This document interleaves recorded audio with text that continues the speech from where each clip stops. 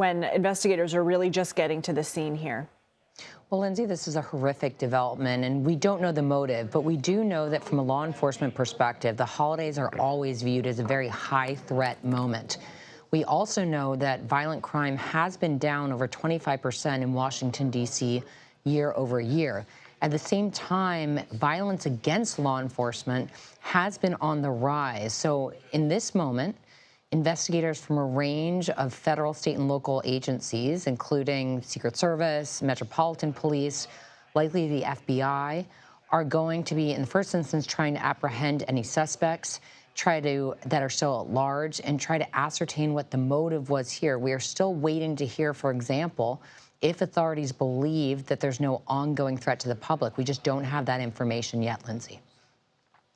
And Sam, can you talk to us about what normal deployment for National Guard would be in this area versus the ramped up operation that we know that the president has sent in to help, in his terms, clean up D.C.? Would there normally be National Guard troops, though, patrolling the area? The presence of National Guard troops in such close vicinity to the White House is a new-ish development, Lindsay, and commensurate with the president's deployment of the National Guard in Washington, D.C. over the past several weeks. However, it is worth noting that one of the highest concentrations of law enforcement in the country and in the world is in the exact location where the shooting took place. The few blocks surrounding the White House is one of the most saturated environments from a law enforcement perspective because of the President of the United States, who obviously lives in the White House, the Vice President, all the cabinet officials that come to the White House. So you have Secret Service, you have Metropolitan Police, you have so many others that are there regularly.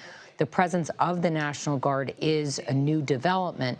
And as you know, Lindsay, as our viewers know, the National Guard is dispersed throughout Washington, D.C., including in this area. So there's an outstanding question as to whether there's an ongoing threat to other National Guard members in Washington, D.C. and throughout the country.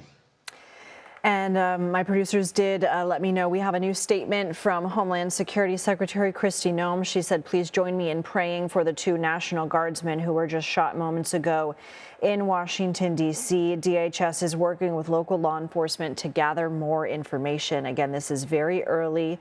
We are learning from the Associated Press that 2 National Guards members have been shot. Secretary Noem saying, please join me in praying for the 2 National Guardsmen who were shot moments ago. And Sam, I do want to pick up a little bit more on this area, but first, just to give people a little bit more context as to what we were talking about. It was in August when the president issued that executive order declaring a crime emergency in Washington. That means within about a month, there were more than 2,000 National Guard troops from 8 different states patrolling this area. But a judge did order just 6 days ago to the administration to end its deployment of National Guard troops, essentially saying that it intrudes on local officials' authority to direct law enforcement in that district. It's unclear to me at this time if all of those troops have already been withdrawn. But if you can tell us a little bit more about this area for people who aren't familiar with Washington, D.C., and is it mostly government buildings around here? Is it just office buildings as well, lobbyist firms, et cetera? What is going on in this area at I Street and 17th Street? Lindsay, you really have a very diverse set of entities in this area. You, of course, have the seat of U.S. government, the White House, the Treasury Department, and other government buildings in this area. But you also have restaurants that cater to individuals working in these buildings, but also a ton of tourists. You have hotels. You have think tanks. You have corporate spaces. You have lobbying firms. There are a range of different entities in this area, including the seat of the U.S. government. But this is a very heavily populated area as well for tourists. There's oftentimes a lot of foot traffic, particularly when the area right outside of the White House is closed to pedestrian traffic. The saturation of tourists on 17th Street is oftentimes very heavy as individuals try to get close as close as they can to the White House. So there's oftentimes a range of people in this area, both visiting the White House and the outlying vicinity of the White House, and then people just going to work, getting coffee, and going to their offices. All right, so right now in this video, we see people entering that, some National Guard troops, they're entering that scene, possibly to secure it. Sam, can you see the video that I'm seeing? I can, and so we do see a contingent of National Guard service members there. But Lindsay, as Secretary Noem mentioned in her statement, the Department of Homeland Security and other federal entities will be working with local law enforcement, Metropolitan Police, and others to secure this space, but also to investigate what happened. The fact that this happened in this area in Washington, D.C., but in such close proximity to the White House, and could represent a threat to government personnel as well, could involve other government agencies. The Secret Service has a heavy presence in this area. And so in terms of just securing the perimeter here so that an investigation can play out, there will be a lot of folks actually on the ground. But we also have to remember there is a ton of surveillance of this area, video cameras and otherwise, because of the importance of this area that we just discussed. And so I'm also seeing there what looks like a square or a small park. I'm thinking that it might be Farragut Square. Yes, I believe so. Does that also complicate law enforcement? I know it's a highly trafficked area. They're vigilant. They know what they're looking for. But is something like this also sort of a difficult spot to secure, that you have sort of an open park in this area?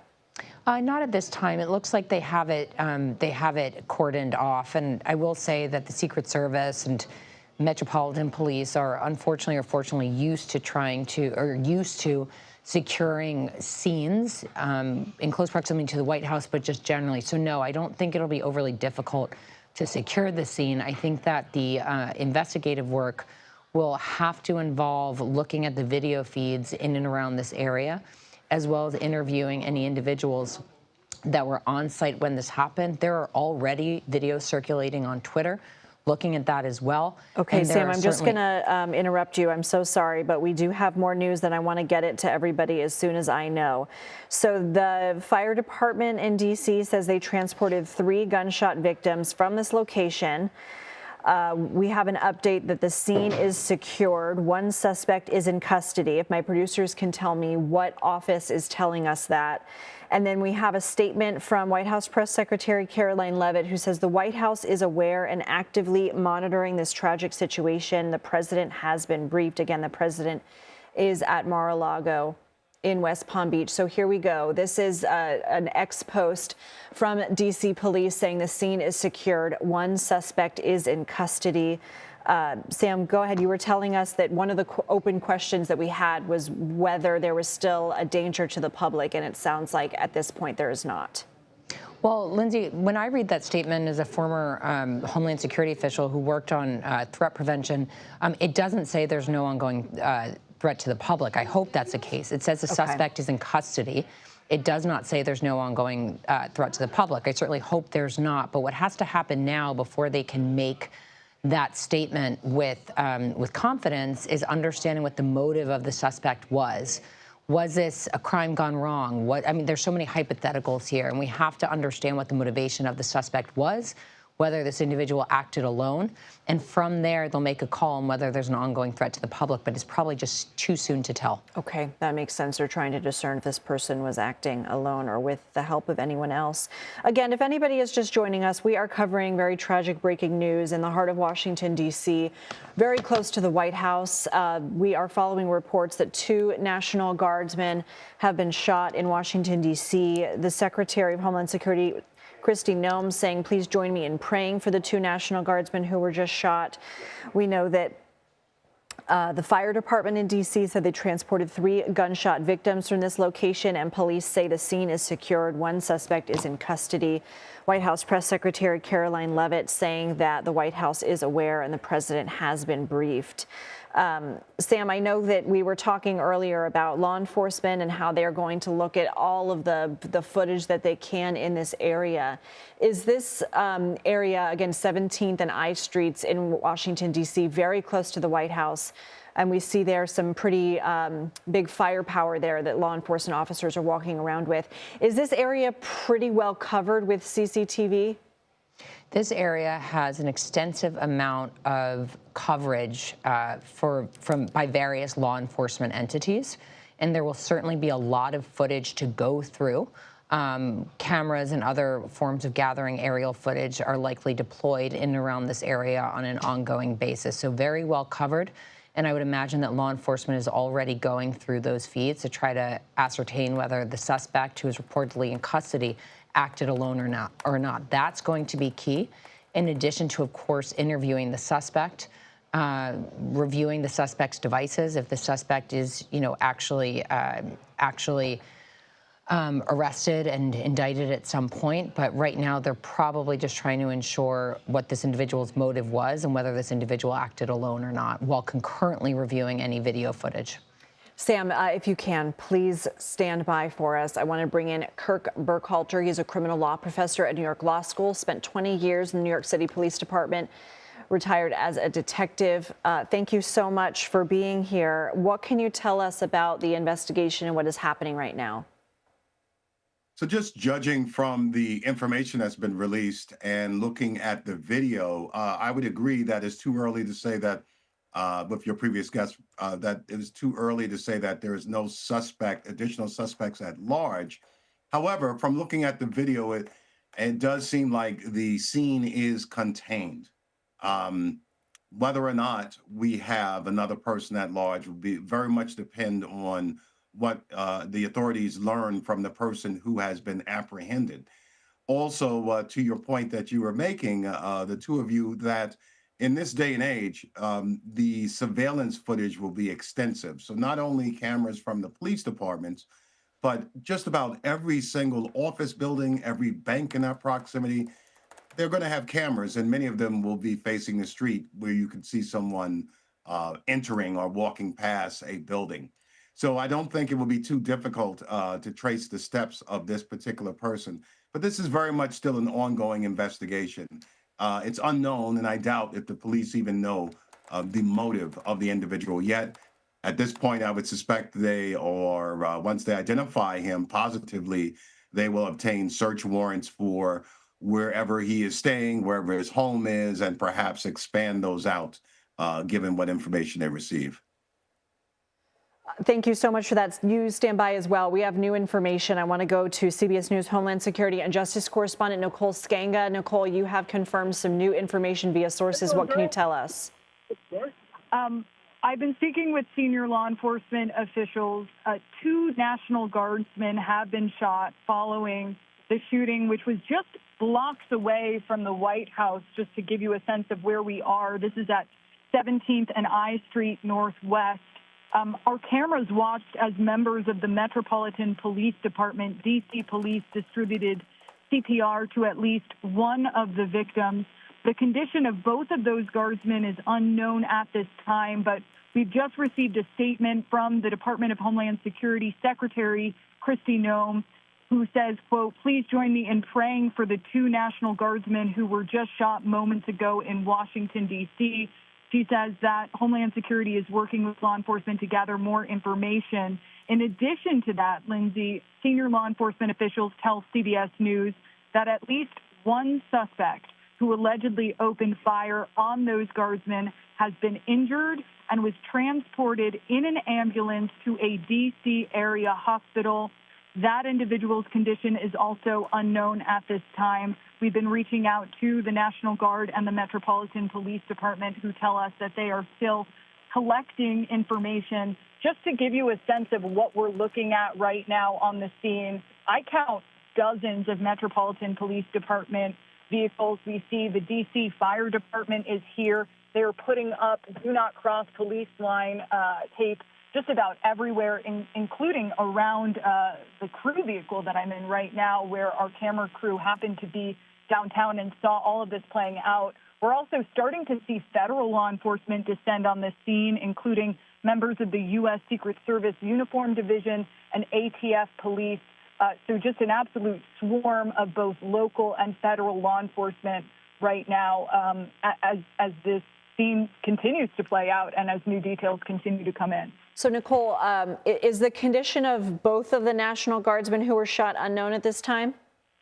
At this point in time, their condition is unknown. We do know that both of them were shot. We're waiting to hear more information about just how many times each, members of the National Guard were shot.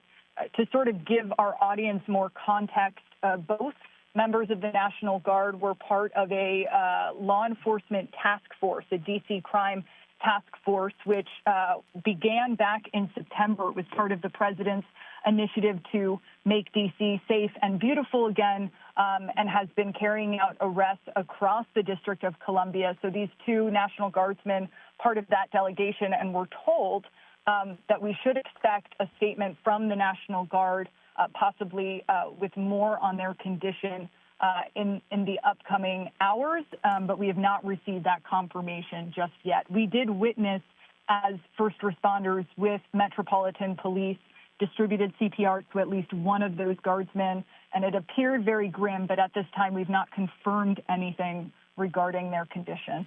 And Nicole, you had just mentioned the context of that operation to clean up crime in Washington, D.C. Do we know whether the guardsmen who were shot were a part of that operation, or would they normally have been patrolling this area? My understanding, based on conversations with senior law enforcement officials, is that those members of the National Guard were part of this larger operation, and as such were patrolling the streets nearby the White House, or very close to Lafayette Park, sort of on the other side of the North Lawn. And so we're just blocks away from the White House. This is an area where over the past several weeks and months we have seen a number of National Guardsmen who have regularly patrolled downtown areas in the nation's capital, who have regularly patrolled federal parks and lands. And so this is an area where a lot of these National Guardsmen, as part of this White House task force, have been patrolling in large numbers to the tune of hundreds. And this operation, we know, was expected to continue at least until February. Federal law enforcement working alongside state and locals, working alongside the National Guard. And so our understanding is those two individuals were part of this larger operation. And again, at this time, our understanding is at least one suspect was driven to an area hospital in an ambulance. So presumably police are learning more just about what was behind that, and they have identified at least one suspect in this just horrific scene. Nicole, stand by if you can for anybody who is just joining us to catch everybody up to speed. We are following this breaking news out of Washington, D.C. Our CBS News Homeland Security and Justice correspondent confirming through senior law enforcement officials that two National Guardsmen have been shot at 17th and I Street Northwest in Washington, D.C. This is blocks away from the White House. We know, we believe that both of their conditions are unknown at this time, and that a suspect who allegedly opened fire has been injured and transported to a local hospital. That person's condition also unknown at this time. We know that the president has been briefed on this. DHS Secretary Noem has put out a statement saying, please join me in praying for the two National Guardsmen who were shot just moments ago. We are working to gather more information on this, of course. We've reached out to the National Guard and Metro Police. I want to bring back Kirk Burkhalter, if you are still with me, because you have a law enforcement background, and you can tell us a little bit more of the heightened state in our country right now. And obviously, we don't know if law enforcement were targeted because of what they were doing as part of their assignment. And Nicole Skanga believes they were a part of this larger deployment of troops to Washington, D.C. But really the current environment that law enforcement is up against right now. Well, that will be the big question. That is currently the big question in everyone's mind.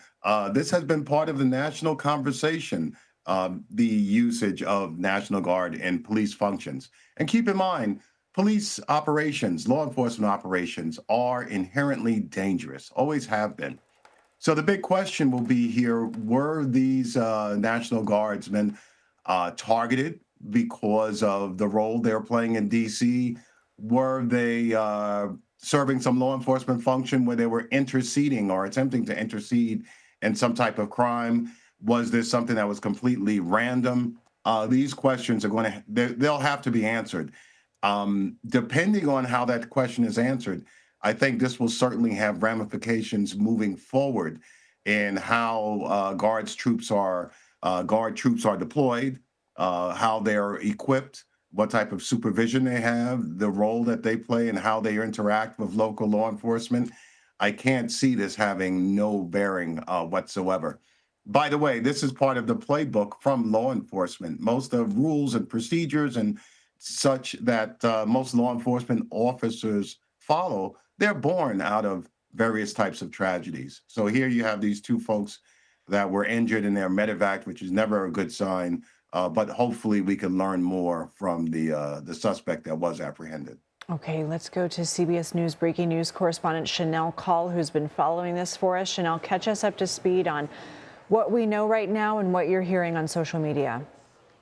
Well, Lindsay, certainly a very fluid situation. So let's start with where and when this happened. We know this happened just steps away from the White House. So let me share my computer screen with you, Lindsay, so you can see what we're looking at here. This is where it happened at the corner of I and 17th Street Northwest. Let me ask the control room to see if they can pull up my computer screen for you so you can actually follow along. It happened at I and 17th Street Northwest again, Lindsay, and we know that is just a few blocks away from the White House. So again, the location here is significant to note. Now, we saw the first alert for this come through at around 2:42 p.m. today, so just over half an hour ago, Lindsay, meaning the shooting would have happened well before that, before we got the alert. As for what we know right now, we know that DC Fire is saying that there were 3 gunshot victims. 2 we know were National Guard troops. Unclear, though, Lindsay, if that third person is the suspect. Again, if control room can show you my computer screen, I'd love to show you some social media reaction that we're getting to this hour. Secretary Kristi Noem tweeted this out saying, please join me in praying for the 2 National Guardsmen who were just shot moments ago in Washington, D.C. She goes on to say that the Department of Homeland Security is now working with local law enforcement to gather some more information. Okay, we're hoping to get you some more shots on my computer, maybe the next time that I check in with you, Lindsay. But in the meantime, take a look at some of the scene viz from the area. You can see, obviously, a huge police, a huge emergency response presence there on the scene, just steps away from the White House right now. D.C. police, though, Lindsay, is saying the suspect is now in custody. They just tweeted this out a couple moments ago saying the scene is secured and 1 suspect is in custody. We don't know the identities of the National Guardsmen who seem to be involved in this today, but I can tell you, as you've been reporting to our viewers, there are several different areas of the country that are represented in D.C. And when we look at our list here, it looks like there are folks there from West Virginia, from Ohio, from Mississippi, from Louisiana, from South Carolina, from Georgia, from Alabama, who are serving there. So again, hoping to get some more information on the people involved here today.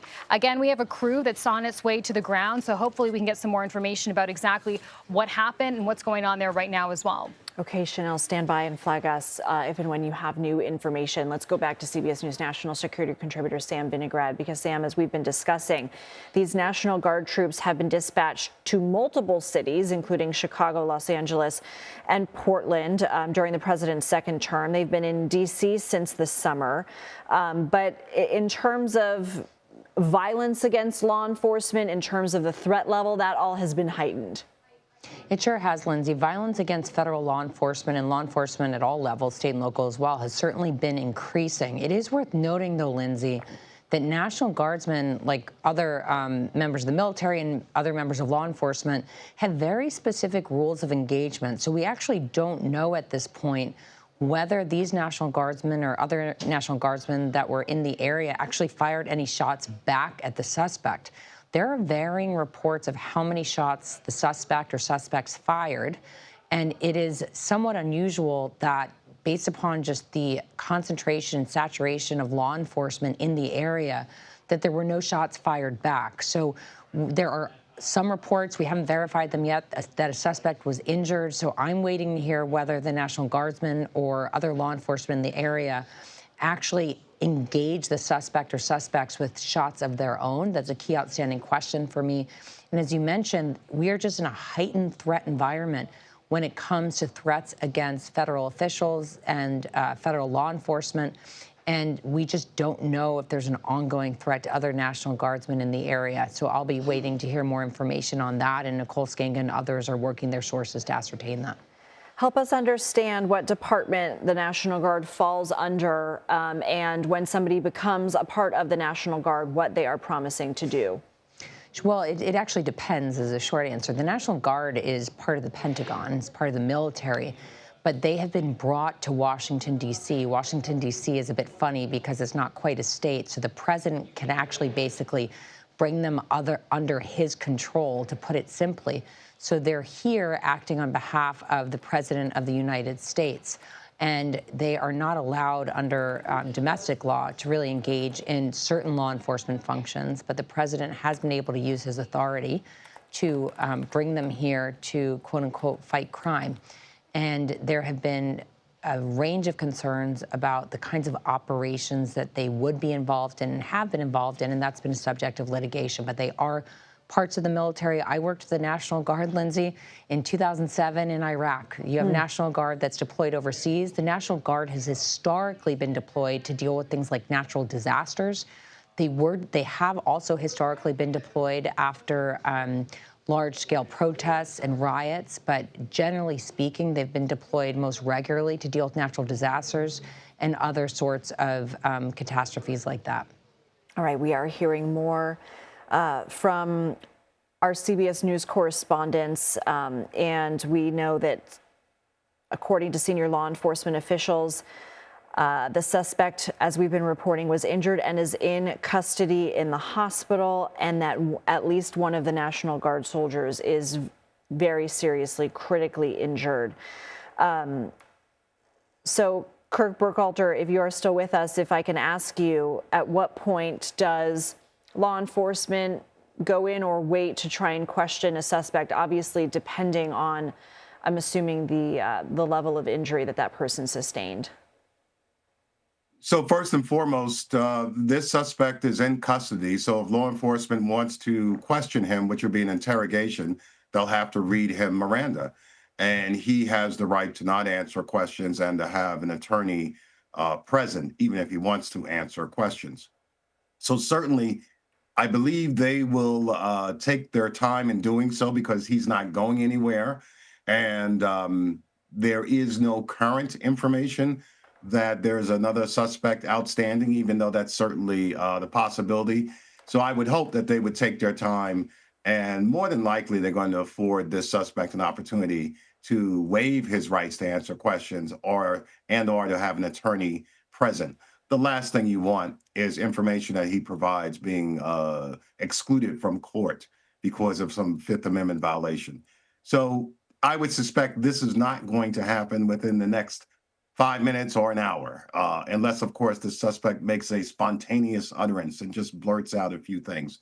I would suspect they're going to proceed slowly. And once again, we can see from the video that feed that you're showing right now, it looks like law enforcement is in kind of a stand down mode, maybe just containing the crime scene, and there doesn't seem to be any urgency to question this man within the next few moments. Okay. We did get response from the Washington, D.C. National Guard to our inquiry, and they said, I'm reading from my screen, we're aware of the incident and we are working closely with the Metropolitan Police Department and other law enforcement agencies. The health and safety of our service members is our top priority as we continue to support the citizens and visitors of Washington, D.C. Sam Vinograd, if you're there, can you pick up on what Kirk was telling us, and that it appears that I'm looking off to video off the side of my screen here, that they appear to be in a standby mode and there doesn't seem to be an imminent, immediate threat to the public. And so that questioning of the suspect in custody may not happen, in Kirk's words, the next 5 minutes or the next hour, that they might take a slower approach. Well, I think it certainly does look like the scene is stabilized and contained. The immediate scene of the incident I can't really comment on when and how they will interview the suspect. I think part of that depends on the suspect's condition, and there are just so many varying reports about that now. Whether the suspect asks for a lawyer, there's just a lot of hypotheticals here right now, Lindsay. I think the immediate focus for investigators and law enforcement, again, is understanding this individual's motive and reviewing footage and eyewitness accounts to ascertain whether the suspect acted alone or not. But the time frame for an interview is just going to depend on a range of different factors. Okay. We do have, it looks like, a statement from the president on Truth Social. We are working on getting that up on the screen, everybody, so you guys can see it. But it appears that the president has said the animal that shot the 2 National Guardsmen, with both being critically wounded and now in 2 separate hospitals, is also severely wounded, but regardless will pay a very steep price. God bless our great National Guard and all of our military and law enforcement. They are truly great people. I, as President of the United States, and everyone associated with the office of the presidency, am with you. So the president there saying that the person who shot the 2 National Guardsmen is severely wounded and will pay a very steep price, and that the 2 National Guardsmen are also both critically wounded and in separate hospitals. Really just tragic news here a day before Thanksgiving, as many people look forward to spending the holiday with family and friends. Of course, there's often no holiday or vacation for those in law enforcement because their efforts are still needed to secure our country, to secure areas. This is, again, taking place very close to the White House, 17th and I Streets in the heart of downtown Washington, D.C.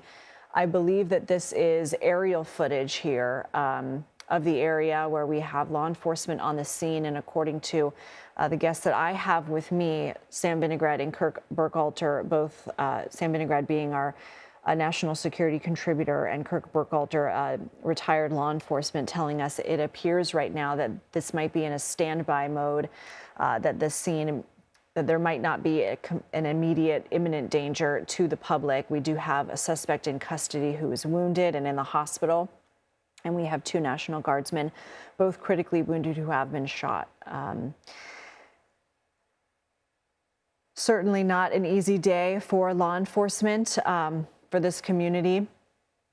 We know that National Guard was deployed to the area as part of an operation to clean up crime, with thousands of troops deployed to the area. Sam Vinograd, what are your thoughts as we continue to watch live footage from the scene?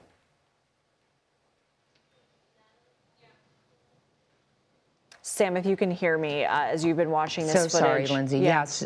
Yeah, so I think what I'm thinking about, Lindsay, is the fact that the president just provided us with new details that had not been previously released, which speaks to the condition of the National Guardsmen that were wounded, tragically wounded. He said that they were, I think, critically or severely wounded. So we all have to continue praying for their recovery. And then also to the suspect's condition. According to the president's Truth Social post, the suspect is also in bad shape. That could certainly inhibit the ability to question the suspect and to ascertain a motive. So in terms of why this individual attacked service members, we may not immediately learn that, unless, of course, we've seen this play out in other contexts. Individuals at the scene identify who the suspect is, and we learn more about the suspect from information from the public. You and I have covered other stories where that has, in fact, been the case. But the suspect's condition is new information from the president, in addition to the poor condition of the service members that were injured. I will note that there are very steep sentences for attacks on United States servicemen on account of their service under Title 18 of the U.S. Code. So the president said that the suspect would face steep consequences. That is certainly the case if the suspect is indicted, is found guilty, and in this case, unfortunately, based on the president's tweet, if this individual does survive. Let's go ahead and pull up that Truth Social post, if we are able to, from the president, so that everybody can read along with me, because as Sam had mentioned, there was some new information in it. Control room, do we have that up? All right, we're working on it, everybody, so bear with me, and I'm going to pull it up as well so that I can read it.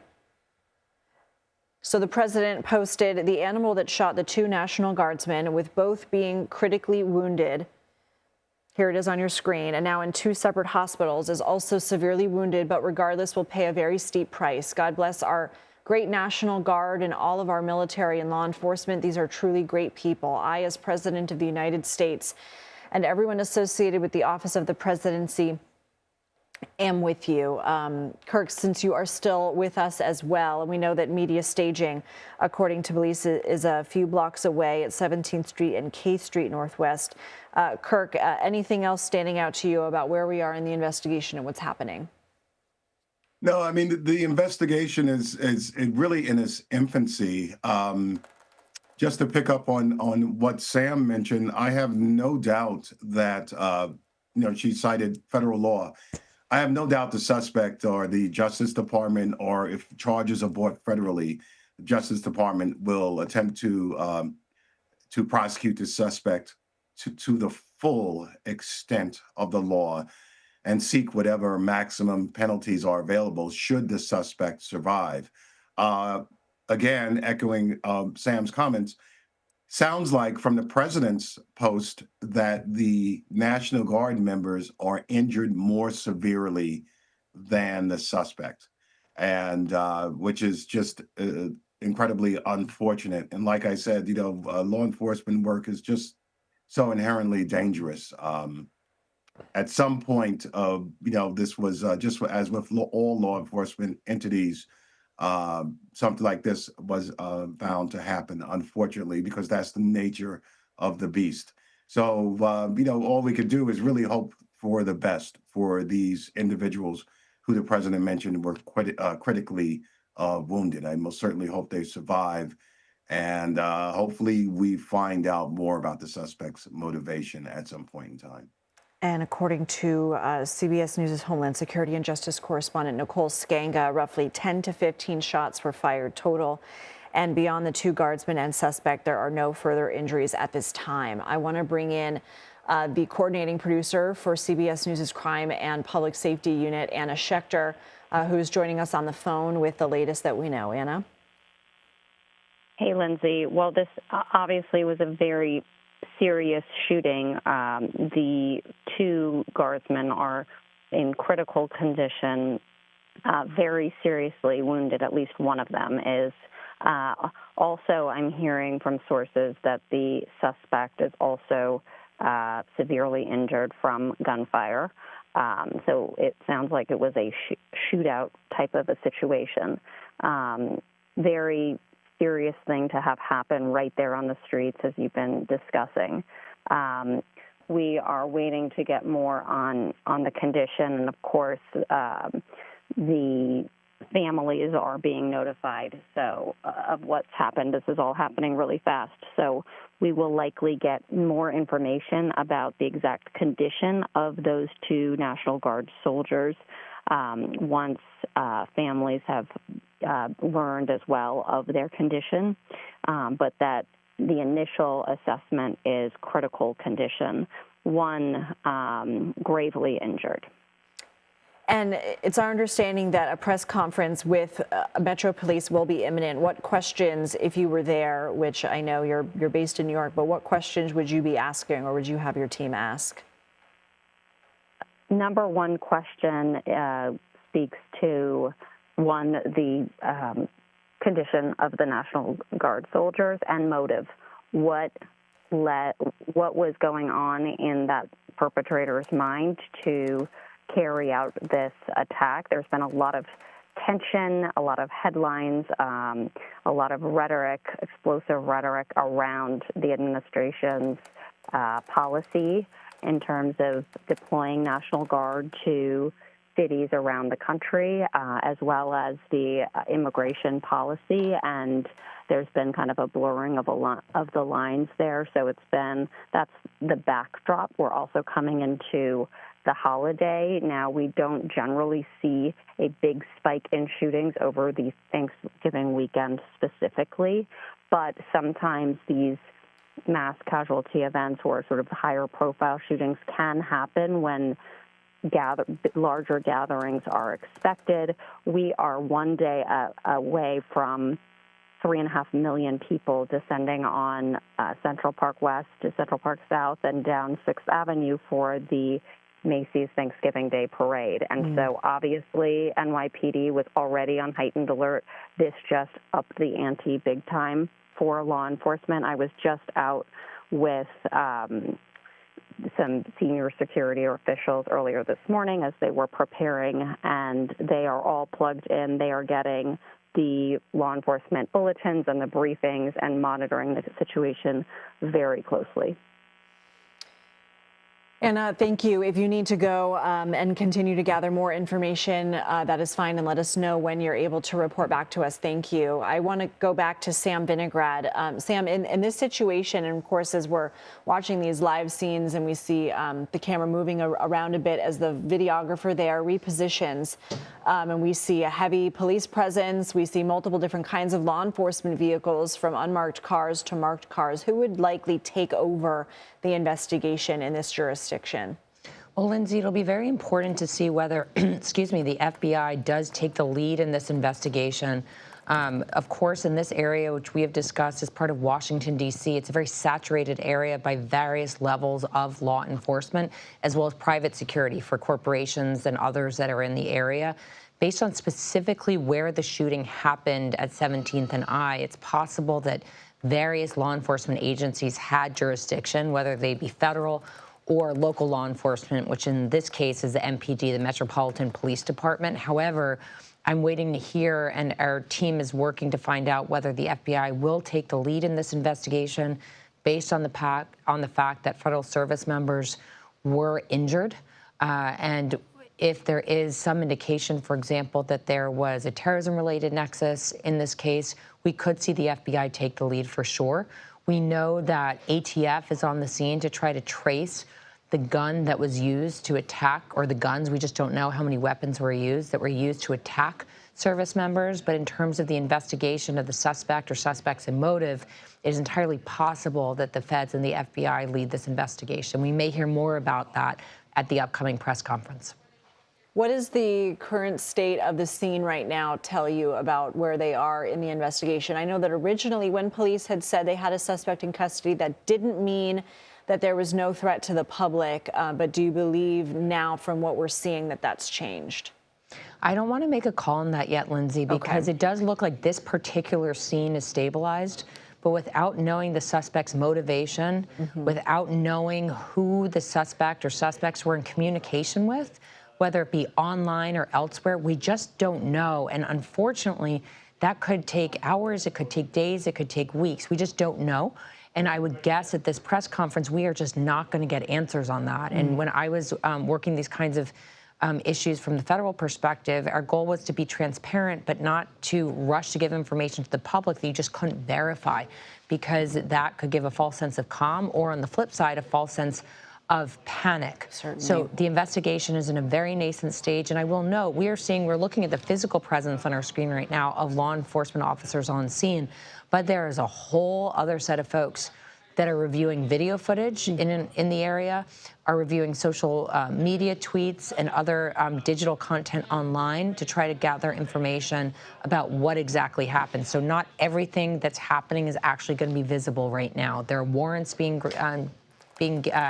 requested, as well as coordination with partners in the public and private sector at this time.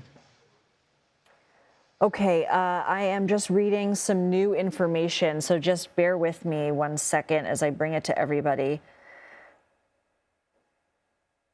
So we have new information from CBS News Homeland Security and Justice correspondent Nicole Skanga.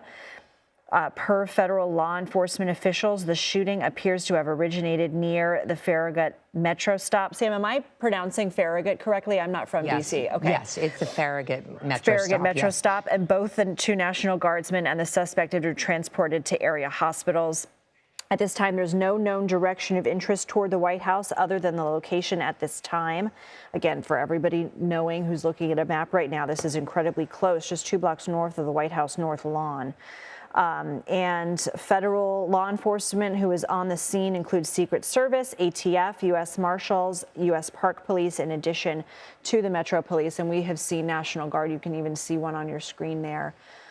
toward the left-hand side of your screen. Let's go to CBS News' Chanel Call, who is monitoring everything on this breaking news story from our newsroom. Chanel, you're also monitoring some reactions, so what can you tell us?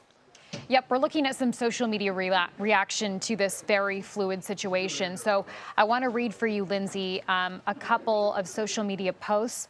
So let's start with this one from Attorney General Pam Bondi. She's saying, federal agents are on the scene of the horrific shooting of 2 National Guardsmen in Washington, D.C. She goes on to say, pray for our National D.C. Guard. Also seeing this from FBI Director Kash Patel moments ago, saying FBI is engaged and assisting with the investigation in Washington, D.C. after National Guard members were shot this afternoon. Please pray for them, and we will update with more information as we're able to.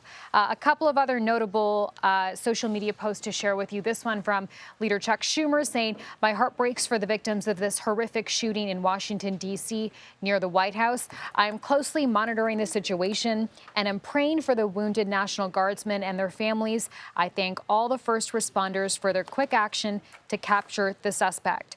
Also seeing this note from Senator Rick Scott saying, praying for the National Guard members who were just harmed in Washington, D.C. while keeping our nation's capital safe. Violence against our men and women in uniform is disgusting. God be with them and their families. So obviously, you know, an outpouring of support for these 2 National Guardsmen who we now know were shot just about an hour ago, Lindsay, and still waiting for significant updates on their condition. Okay, Chanel, thank you so much. I want to go back to the coordinating producer for our CBS News Crime and Public Safety Unit, Anna Schechter. Anna, if you can, let us know everything that you and your team know as you guys are feverishly working to gather more information. Sure. What we know is that the National Guard on the street was attacked in an ambush-style attack. It occurred around 17th Street Northwest in D.C., just 2 blocks from the White House.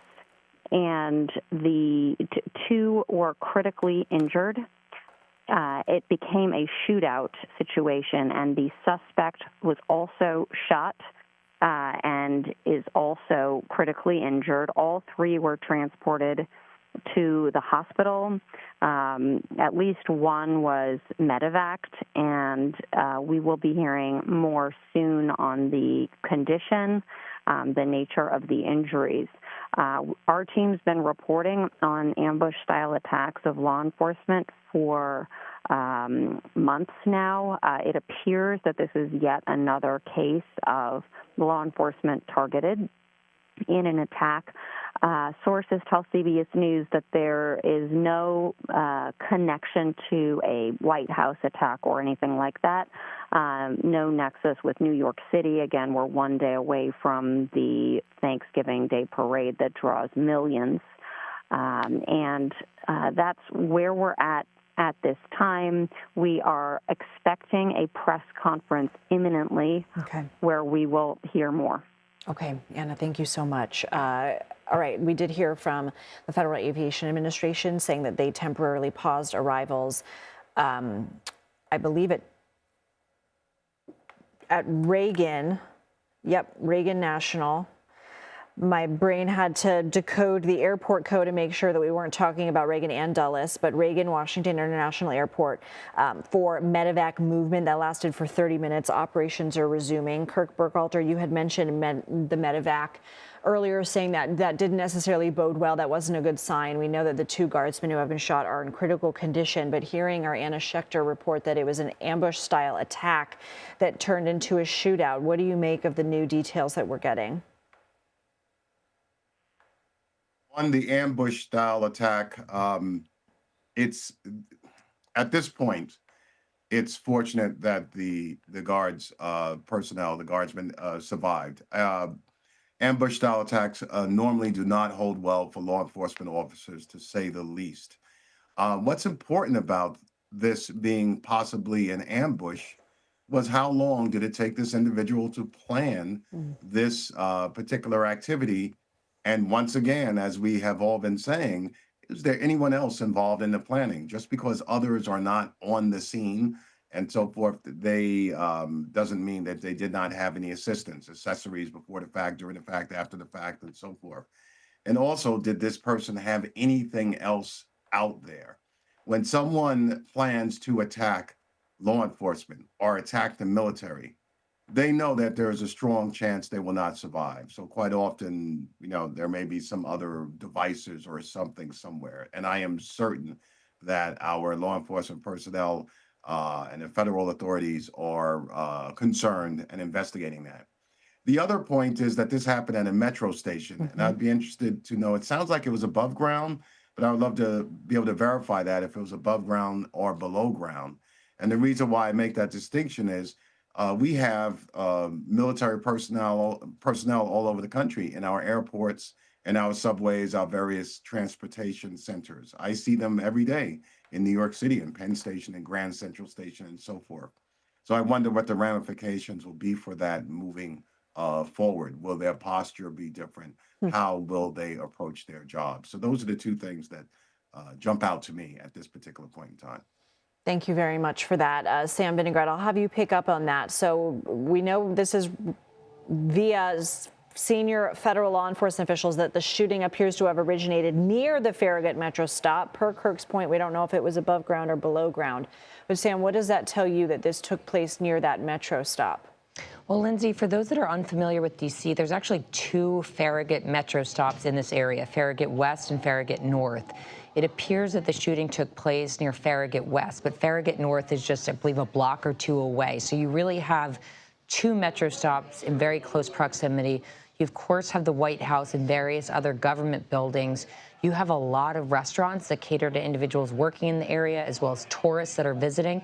Of course, you have Farragut Park, where the shooting took place very near to there. And just a few blocks away, you have Lafayette Park, which juts up against the White House. So there are a lot of different things in a very small area that are packed in. And the fact that this happened near a metro station begs the question of how the suspect or suspects actually arrived at the scene. Because of the proximity to the Farragut West Metro Station, the Metropolitan Transit Police are also involved in the situation and investigation. They're likely reviewing their video footage as well to try to see if the suspect or suspects traveled to the scene on the Metro. But that just adds another layer of complexity to all these matters. And I actually don't think we've confirmed yet whether Metro traffic has stopped or been curtailed to these Metro stations in light of this horrific event. And we do have a little bit more information as you have been giving us your analysis, Sam. Okay, I'm hearing that Chanel Call has new information. Chanel, are you ready for us to go to you? Yeah, so Lindsay, we're getting an update now from Governor Patrick Morrisey in West Virginia, and I just want to read you what he just tweeted a couple moments ago. So at 3:42, he sent this out on social media, and it says, "It is with great sorrow that we can confirm both members of the West Virginia National Guard who were shot earlier today in Washington, D.C. have passed away from their injuries. These brave West Virginians lost their lives in the service of their country. We are in ongoing contact with federal officials as the investigation continues." It goes on to say, Lindsay, "Our entire state grieves with their families, their loved ones, and their Guard community. West Virginia will never forget their service or their sacrifice, and we will demand full accountability for this horrific act." Again, a couple of big pieces of information coming from this social media post. Now, West Virginia Governor Patrick Morrisey identifying those two National Guard troops as West Virginians, and also saying that they've both passed away from their injuries. Okay, this is certainly a very tragic update to this story. I believe we are working on getting that post on X up so that everybody can see it. But just to reiterate what Chanel has been talking about, and here it is on your screen.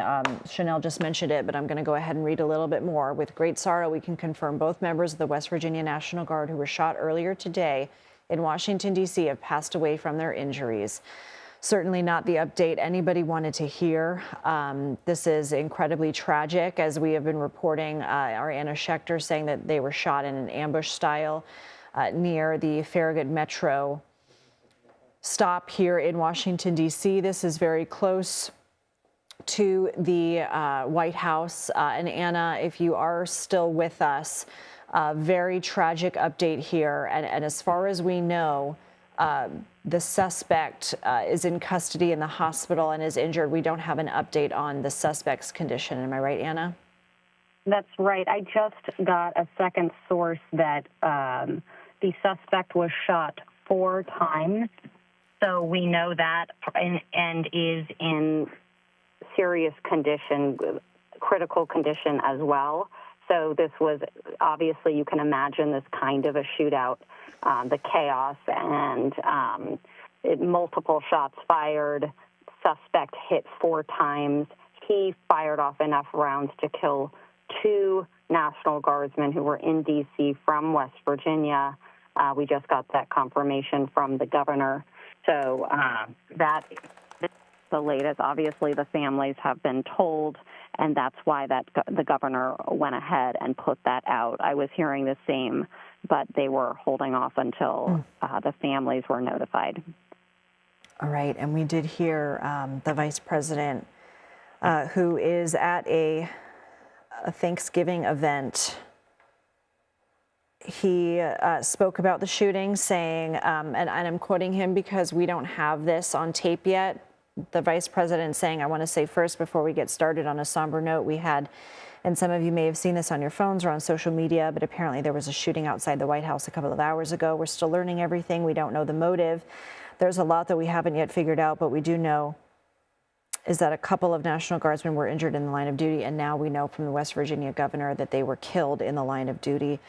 He said, Vance continued by saying, I want everybody who's a person of faith to say a prayer for those 2 National Guardsmen. It's a somber reminder that soldiers, whether they're active duty, reserve, or National Guard, or soldiers, are the sword and shield of the United States of America. And a person who goes into work every single day in that building and knows that there are a lot of people who wear the uniform of the Army. Let me just personally thank them for what they're doing. We're grateful for them, and we're praying. Certainly just incredibly tragic news, because the vice president was speaking about that. And as far as the vice president knew at that time, the guardsmen were injured and still fighting for their lives. But now we know. And if we can pull that X post up again from the West Virginia governor, Governor Morrissey, saying it is with great sorrow that we can confirm both members of the West Virginia National Guard who were shot earlier today have passed away from their injuries. Here is that post. These brave West Virginians lost their lives in the service of their country. We are in ongoing contact with federal officials as the investigation continues. I want to go back to Sam Vinograd because, Sam, we know that multiple law enforcement agencies are on the scene. We know FBI, ATF, Secret Service are on the scene. Does anything change now that we know that these victims have passed away? Does anything change with this investigation? Well, potential sentencing for the suspect could change, but at this time, this tragedy is really overwhelming, Lindsay. So excuse me if I'm a bit emotional, but in terms of the actual investigation, the investigation will proceed apace to ascertain what weapons were used, where they came from, who the suspect or suspects are, using biographic information, biometric information, fingerprints, and otherwise scrubbing the suspect's social media, as well as relying on members of the public for tips or information, and then reviewing video footage and other digital content from the scene, surrounding cameras, perhaps drones that were flying overhead, and more. However, any charges against the suspect and any sentencing guidelines will certainly change now that 2 individuals who were murdered in the line of duty in their federal service are tragically dead. Certainly, well said, Sam. I want to go back to Kirk Burkhalter, who has been with us this hour as well. Kirk, we have not spoken to you since we have heard the tragic update that the 2 National Guardsmen who were shot have been killed. And we also know that according to sources, the suspect was shot 4 times. Again, information that we're gleaning from our Anna Schechter that this was an ambush style that resulted in a shootout near a metro stop. But Kirk, anything you want to add? Certainly. And first, I just want to say my heart goes out to the families of these National Guardsmen and to the entire West Virginia National Guards community. These folks go to work every day, and their intention is to come home. They're not going to work and really thinking deeply about politics and so forth. And I think it's important for viewers to know that the vast majority of soldiers and law enforcement officers simply want to do their job and be safe. It's the public and everyone else who, all of us who think of these particular issues. It's horrific that they were killed in the line of duty. As far as the investigation is concerned, it's going to be pretty much the same, but the outcome will be the same. The outcome will be different, rather. This is now a murder investigation, premeditated and deliberated murder against federal troops. So I would assume that the gravity of this investigation has taken on quite a difference.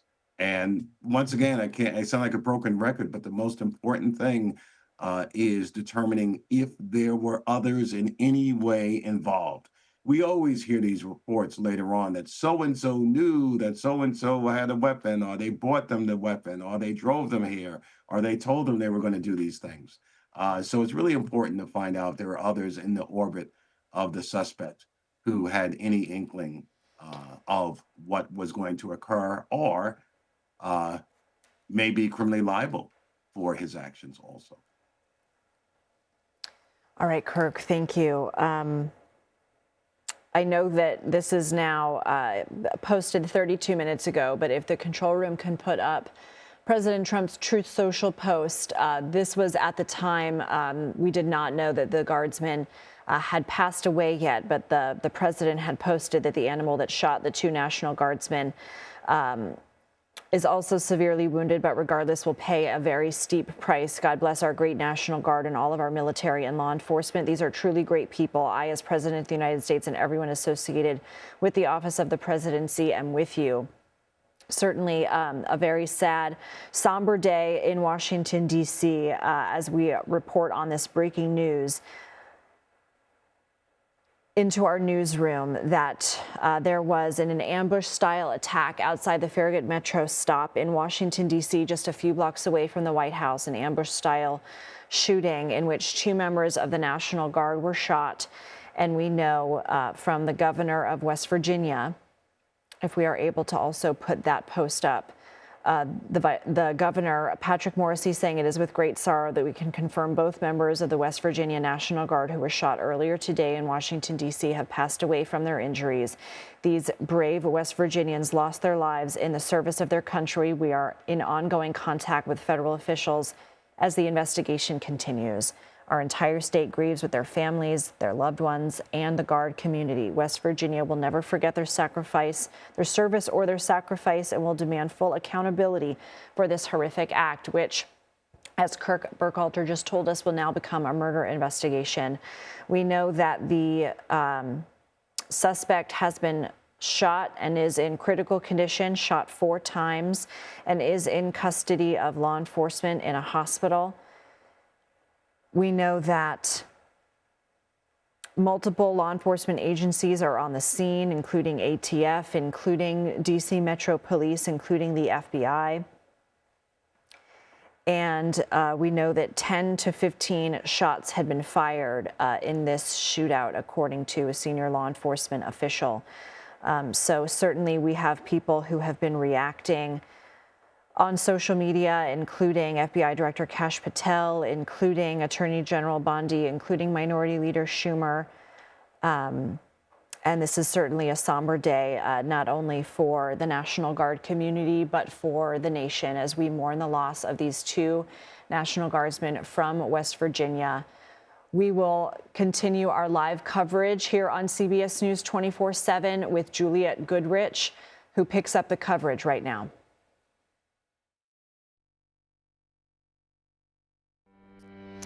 We continue our breaking news coverage on CBS News 24/7. I'm Juliette Goodrich.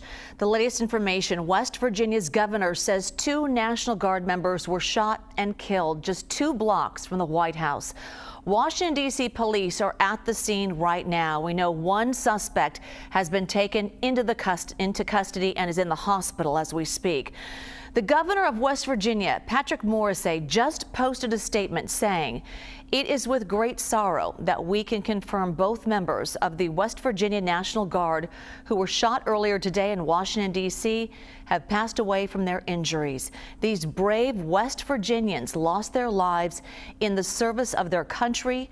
We are in ongoing contact with federal officials as the investigation continues. Our entire state grieves with their families, their loved ones, and the Guard community. West Virginia will never forget their service or their sacrifice, and we will demand full accountability for this horrific act." Let's go to a map. This is the shooting scene. It happened about 2 blocks away from the White House at 17th Street and I Street Northwest. That is about a 7-minute walk away from the White House. Now, we are expecting officials to give an update on the shooting at any time. We will bring you that news conference live right here on CBS News 24/7. Let's go to our breaking news correspondent, Chanel Call, following the latest developments for us right now. Chanel. So let's just recap, Jules, what happened, how this played out earlier this afternoon.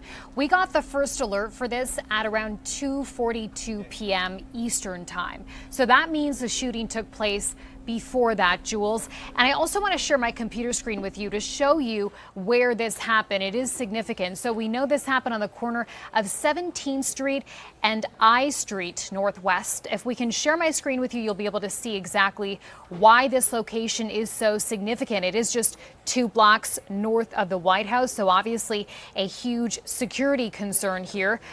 Also want to note that we heard that 10 to 15 shots rang out, and 2 in law enforcement officials that spoke to CBS News call this an ambush-style attack. Okay, you can see the location now from my computer screen, Jules, right on your television right there. More from DC Fire. We had talked to them earlier this afternoon. They said that there were 3 gunshot victims. 2 of them, they noted at that point in time, they understood to be National Guard troops. And then a short time ago, you had just shared that significant update from West Virginia Governor Patrick Morrisey. So I want to read this social media post once again. There's 2 critical pieces of information here that you'll see on your screen. He says that both of them have passed away from their injuries and both were from West Virginia. So again, confirming these 2 National Guard troops were killed in the line of duty. DC police, Jules, now saying this suspect is in custody. We're also told by law enforcement that the suspect was injured and then taken to a DC area hospital, but we do not know more about this person's condition or about their identity at this point in time. I also want to show you some more social media reaction that we're seeing. So again, I'll share my computer screen with you here. Let's start with this one. This is a Truth Social post by the president saying the animal that shot the 2 National Guardsmen, with both being critically wounded. Again, this is time-stamped back to 3:23, so before that Patrick Morrisey tweet. He says, and now in 2 separate hospitals, is also severely wounded, but regardless will pay a very steep price. God bless our great National Guard and all of our military and law enforcement. These are truly great people. I, as President of the United States and everyone associated with the Office of Presidency, am with you. I'll show you this one from Attorney General Pam Bondi. She says federal agents are on the scene of the horrific shooting of 2 National Guardsmen in Washington, D.C. And then this one from FBI Director Kash Patel from earlier this afternoon, confirming that the FBI is now engaged and assisting with the investigation in Washington, D.C. This after National Guard members were shot this afternoon. Again, people really on both sides of the political aisle sharing their appreciation for the work that National Guardsmen do in this country, and also thoughts and prayers for those to survive before we heard that tragic update from Governor Morrisey. I'll show you one more.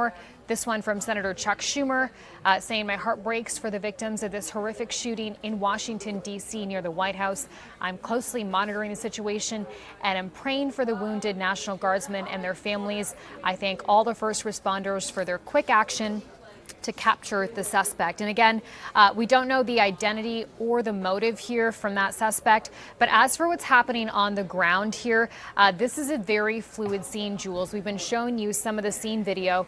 You can see just how huge the police, the emergency response presence was on the ground in the moments after this. Now it appears, because we know that the suspect has been apprehended by police and is now in police custody, it seems to be a bit of a more standby situation there. We're also waiting for a press conference from police, so we will hopefully learn more about exactly how and why this happened.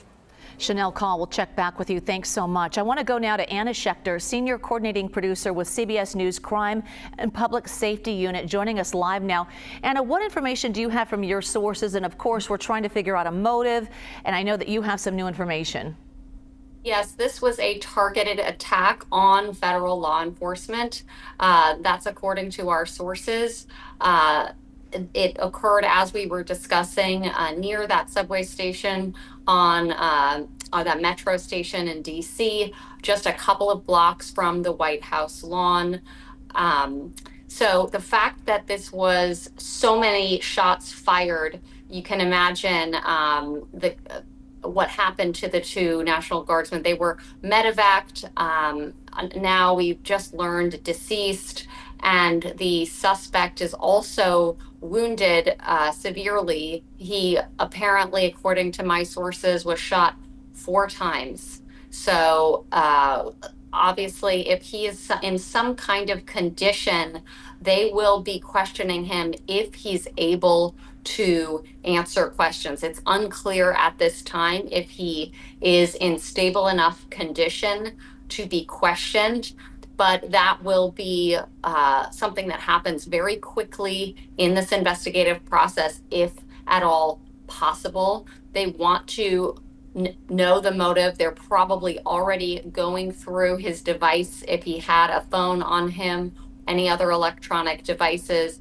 That process has already started, even in this chaotic situation. Now, law enforcement teams have been notified of what happened regionally and across the country. This kind of an event, this targeted attack, so close to the White House, is going to trigger a bulletin that goes out to law enforcement, not just in New York City ahead of the Thanksgiving Day parade tomorrow, but to major cities around the country and to their partners in the area. Law enforcement is going to be very concerned about copycat attacks. Right now, we have a lot of federal law enforcement deployed in multiple cities. It's not just the National Guard, it's Border Patrol agents, it's ICE. They were already on high alert. Now that up the ante, they are in a heightened threat environment. We have been reporting on targeted shootings of law enforcement for months. Those numbers have been stable and quite high over the last few years. Between 300 and 400 law enforcement agents every single year are shot in the line of duty. But where we see the increase in the last couple of years are the targeted attacks or ambush style attacks, where individuals carry out violence on law enforcement when they are not in the midst of, for example, guns drawn, carrying out a mission, but they're just either sitting in their cars, like we saw a few months ago in a more rural area, or standing at their post. We've seen a couple of incidents in Texas where ICE agents were targeted. Now, today, 2 National Guard soldiers killed just doing their job on the streets of DC in a targeted attack, sources tell CBS News. That's right. Sources saying they described it kind of as an ambush attack. And Anna, I want to talk about the proximity because it was just blocks away from the White House. There is heightened security in the area, heightened concerns about the security. So I wanted to ask you about that. And before that, let's look at our screen now. We're just getting this in. NYPD News tweeting, "We are closely tracking the situation in Washington, D.C. and coordinating with our partners there. At this time, there is no known nexus to New York City. As always, if you see something, say something." And there's a phone number on the screen, 1-888-NYC safe. Anna, what does this tell you, this information now from NYPD? Well, senior law enforcement officials over an hour ago told me they had already gotten that initial alert of the shooting. They knew that it was very serious. They knew that at least one of them was not likely to survive. The other one's condition was critical, but unclear. That turned as soon as the West Virginia governor put out that information. So they had been briefed on this. They had already plugged in. There is a counter-terror team here in New York City that is staffed round the clock. They are monitoring online chat rooms. They are monitoring for online threats, for real world threats. They have at their joint command center, they're monitoring drones that they have up in the air routinely. So they have enough information at this time. They've probably gone through the suspect's device already to know that this was not part of a coordinated attack, like an attack on multiple cities at once. However, they are concerned about copycats, and that's why they're on high alert. And that's why they always say, if you see something, say something, because the scariest thing for law enforcement in DC, New York City, and around the country is a lone wolf actor. Now, it appears to me that that could be what we're looking at here, an individual who is carrying out a grievance targeting law enforcement, specifically federal law enforcement on the streets of DC. Remember, these National Guard troops are very visible. They're wearing camouflage. They're wearing bulletproof vests. So they are very identifiable. And so when somebody targets these individuals in a shooting, it's very clear to law enforcement who are investigating this that they can quickly make that assessment that it was a targeted attack. They're calling it an ambush style attack because of the situation, that they were not investigating something with guns drawn, but rather they were unwitting. They potentially didn't even know that there was going to be this imminent threat on their lives. And unfortunately, this individual took their lives. So that's the kind of situation that we're looking at. And as I mentioned before, top NYPD and federal security officials in New York were immediately informed of this.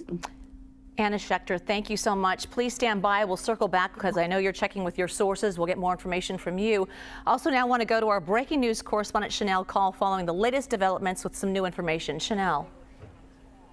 Okay, I want to take you live to my computer screen because we are getting some new information this hour right now from West Virginia Governor Patrick Morrisey. So let me share my screen with you and you can see what he said here. This, again, happened just moments ago. He's saying, we're now receiving conflicting reports about the condition of our 2 Guard members and will provide additional updates once we receive more complete information. Our prayers are with these brave service members, their families, and the entire Guard community. I'm also just opening up a statement here that's a bit longer that was sent into our newsroom just to see if there's anything further in this statement. He says, quote, Denise and I are devastated by the news that 2 members of the West Virginia National Guard were shot earlier today in Washington, D.C. According to reports, both members did not survive. We are in direct contact with our Guard and other officials and are working to obtain the most accurate information as quickly as possible. It goes on to say, our prayers are with these brave service members, their families, and the extraordinary men and women of our Guard who put themselves on the line every day. West Virginia, he says, stands united behind them. We will do everything in our power to support their families as they endure this unimaginable loss. Again, so that seemed to come into our newsroom before this latest social media post that I read you, now saying that there are some conflicting reports. So we'll continue to follow this story closely. Thank you. We'll definitely continue to follow that. Obviously, information coming in fast, but we'll confirm and make sure. Let's bring in CBS News senior White House correspondent Weijia Jiang. And Weijia, have we heard from the president yet? The president has posted on social media a short time ago. Now, keep in mind, this was before the governor of West Virginia made the announcement that the 2 National Guardsmen from his state died, and obviously before the governor seemed to retract that and walk it back. But earlier this afternoon, just before 3:30 p.m. Eastern Time, the president posted the animal that shot the 2 National Guardsmen, with both being critically wounded, are now in 2 separate hospitals, is also severely wounded. But regardless, we pay a very steep price. God bless our great National Guard and all of our military and law enforcement. These are truly great people. And, you know, he continues to say that he, as president, and everyone associated with the office of the presidency is with you. And it's notable that just yesterday, President Trump made remarks, and he actually thanked the National Guard for their service, not only here in the nation's capital, but other cities in the country that have been deployed to help curb crime. And so it's something that he often talks about. He has a lot of great pride for these guardsmen who we see often, especially in this area that is now a crime scene. In fact, this is just 2 blocks from the White House North Lawn, where you usually see us reporting from. And so, you know, I can tell you just anecdotally that we see guardsmen often just patrolling the area, patrolling the blocks around the White House to ensure not only that officials, but that tourists and everyone living in Washington, D.C. Are protected. And this is a very, very high traffic area because the location is right where there is a metro stop. So if you want to visit the White House, if you want to try to catch a glimpse or walk down to the Ellipse or to the Washington Monument even, this is the stop where you would come. And so it is remarkable that it would unfold during this high traffic time, during this high season, because many people might be traveling here with their families to spend a few days off. So it is, you know, close to home for the president, obviously, and for his White House officials who say they are actively monitoring the situation. We should note that President Trump himself is not in town. Last night, he left Washington, D.C., and he is down in Florida spending the holiday with his family. Weija, we should note that we see you all the time from the front lawn of the White House. How does that change things in terms of security? Is that why we're seeing you in the newsroom today? And is that area now secured? What happens with security when something like this happens, being so close to the White House, 2 blocks away? Yeah. I was actually just checking with the White House to see if it is on lockdown. The last I checked it was, but of course we do know there is a suspect in custody. That does not mean the lockdown has been lifted, however, because there's obviously an ongoing live investigation there just blocks away from the White House. So I'm trying to determine if and when that will be lifted in order to you know, move traffic as normal. But you are seeing live pictures now, obviously, because of its proximity to the White House. This is an extremely busy and active scene here as investigators try to piece together what happened. To answer your other question, I was here working out of the Bureau anyway because the president is not at the White House today. But again, you're right in that typically that's exactly where we would be. This is so close to the entrance that White House officials use, that the press uses to enter the White House grounds. Weija Jiang, thank you. We'll certainly touch base with you again. Appreciate your information. I want to go live now to retired FBI Assistant Special Agent in Charge, Jeff Harp. And he certainly has some insight. Jeff, thanks so much for joining us last minute as well. I know that you have some insight into things like this. What stands out to you about this particular scene? Well, hi, Juliet. Yeah, some of the things that really stand out to me is the fact I worked, 2 blocks away from there. And that is, like your previous guest said, that is a very popular metro stop. So it's not uncommon to see lots of people, loitering around, looking at things. But you have, FBI, Secret Service, DHS, there's casts of thousands of law enforcement people that work right in the area. So this was a pretty bold statement by this shooter to do this. Now, there was a couple things as we were waiting here that I was checking on with a source of mine on the ground there at the metro stop, trying to confirm the number of rounds that were fired and who possibly fired what rounds. Likely these were all fired from a semi-automatic weapon, and 15 rounds may sound like a lot, but in my mind, with 3 people involved, that's not a lot of gunfire. It's hard to say how close proximity these shots were fired from, but most of these guardsmen are carrying a sidearm and a rifle.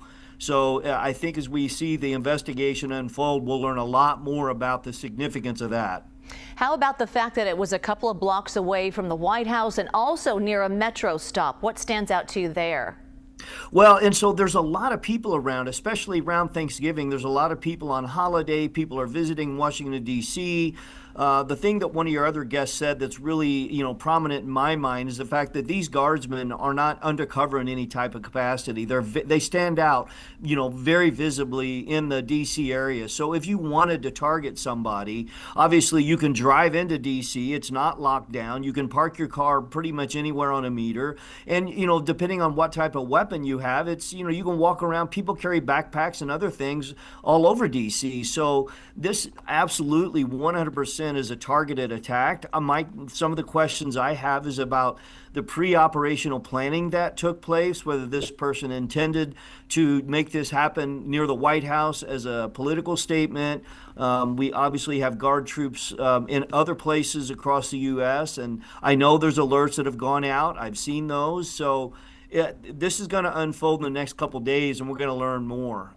The other previous guests also mentioned having the person's, their data, their electronic data. That's going to be scrubbed, and just to make sure that if there were others involved, that they're able to track that down. Certainly, the footprint of the suspect and the suspect's MO. At what point do we know that in fact he acted alone, or could there be others involved? Well, and so that's always a guess. And like the previous guest said about lone wolf attacks, these things are really, really difficult. I know there's a lot of professional people out there who look at events leading up to an attack and how they make that determination whether this person is going to be operationalized or not. And I think we will learn the same thing about this attack. What did they do that preceded the attack? What made them become operational? Was it something they did themselves? Were they encouraged by others? Was it completely done as a lone wolf? It's really hard to say. And then again, the thing that we always struggle with are the mental health conditions of folks that do these horrific acts. What do we know moving forward? We have a holiday tomorrow. We have a parade coming up in New York. There are people gathering. What does this mean for law enforcement, for all of the agencies moving forward, for their own safety and for the public safety? Yeah, anytime we have a holiday coming up, and we have these, when I was in the Bureau, every year there was some sort of holiday threat that we were concerned about. That exists still today. Every holiday, anytime you have mass gatherings of people, it allows itself for an opportunity for someone to do one of these acts. And unfortunately, they can fire indiscriminately into a crowd and just targeting whoever they, want to. So that's the tough part of this job that these folks are going to have. Preventing the next attack whenever these lone wolves oftentimes are radicalized online in the privacy of their own home, protected by a lot of First Amendment activity, and yet law enforcement doesn't ever see it coming, which obviously they didn't see it coming today.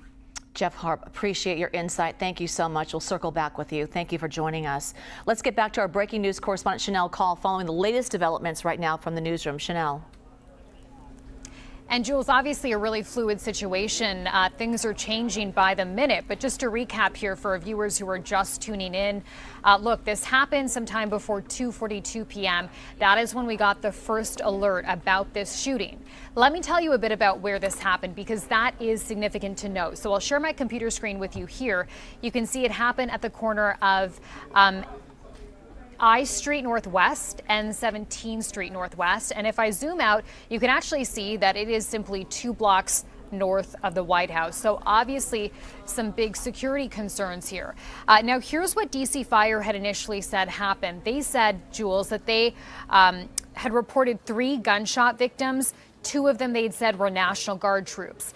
Then later on this afternoon, we saw this post from Governor Patrick Morrisey, and on social media, he had said that those 2 National Guard troops had died, and he'd also said that they were from West Virginia.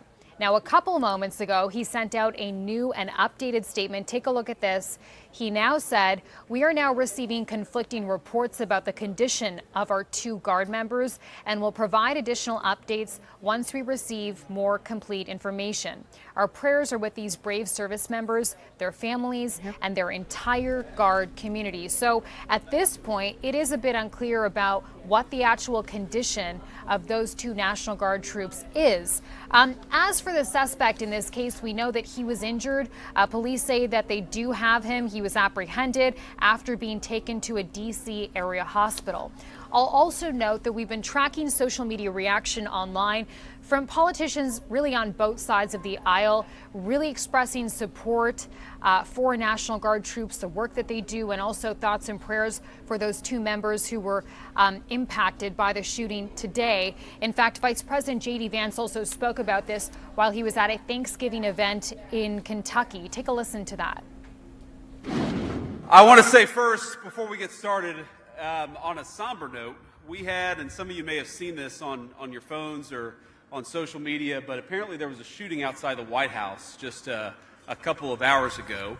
And we're still learning everything. We still don't know the motive. There's a lot that we haven't yet figured out. But what we do know is that a couple of National Guardsmen were injured in the line of duty.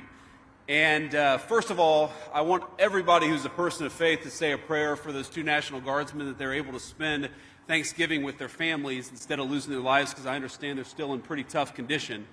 But I think it's a somber reminder that soldiers, whether they're active duty, reserve, or National Guard, our soldiers are the sword and the shield of the United States of America. And as a person who goes into work every single day in that building and knows that there are a lot of people who wear the uniform of the United States Army, let me just say very personally, thank them for what they're doing. We're grateful to them, and we're praying that they're going to be safe and they're going to spend Thanksgiving with their families. God bless them. So, Jules, as for what's happening on the ground, you know, in the moments after this shooting happened, we saw such a huge police presence, such a huge emergency response presence there. Obviously, because of where this happened as well, there was certainly a lot of interest in this. And I want to note that there is a multi-agency response to the situation. So there are secret staff members there, ATF, U.S. Marshals, Park Police, and Metropolitan Police, all assisting in this investigation. We're also awaiting a press conference from D.C. Police. Hopefully, we'll be able to learn a bit more about exactly how this happened and what's next. All right, Chanel Call, we'll check back with you. Chanel, thank you. Let's go back to Anna Schechter, senior coordinating producer with CBS News Crime and Public Safety Unit. Anna, what have you learned so far? Bring us up to speed. Sure. Well, as Chanel was describing, the shots were fired in the 2 p.m. hour this afternoon near that metro station very close by to the White House. This is where a lot of tourists gather. They want to come. People are on holiday this week, so a very busy time of year. And these 2 National Guard soldiers were shot. About 15 shots were fired in total. My sources tell me the suspect was hit perhaps in the arm, but hit about 4 times. So there was a shootout type of situation. It is unclear, but it appears to be a kind of a lone wolf situation. An individual who took it upon himself to target these law enforcement agents. As I mentioned before, National Guard troops are generally very identifiable, particularly in this latest mission. They are wearing their camouflage fatigues, bulletproof vests. They are clearly marked as National Guard troops. And so that's why my sources are calling this a targeted attack or even an ambush style attack.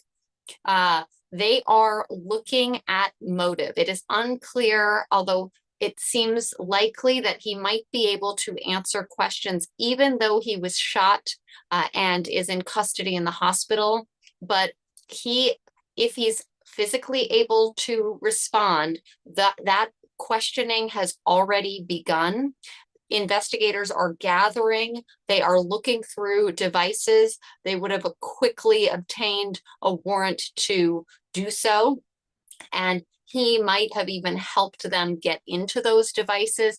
This type of thing can happen from a hospital bed. You have investigators deployed to the hospital to immediately begin investigating because they want to get to the bottom of this as soon as possible. The first question, of course, is, was anybody else involved? Did anyone else support or help this individual carry out this attack?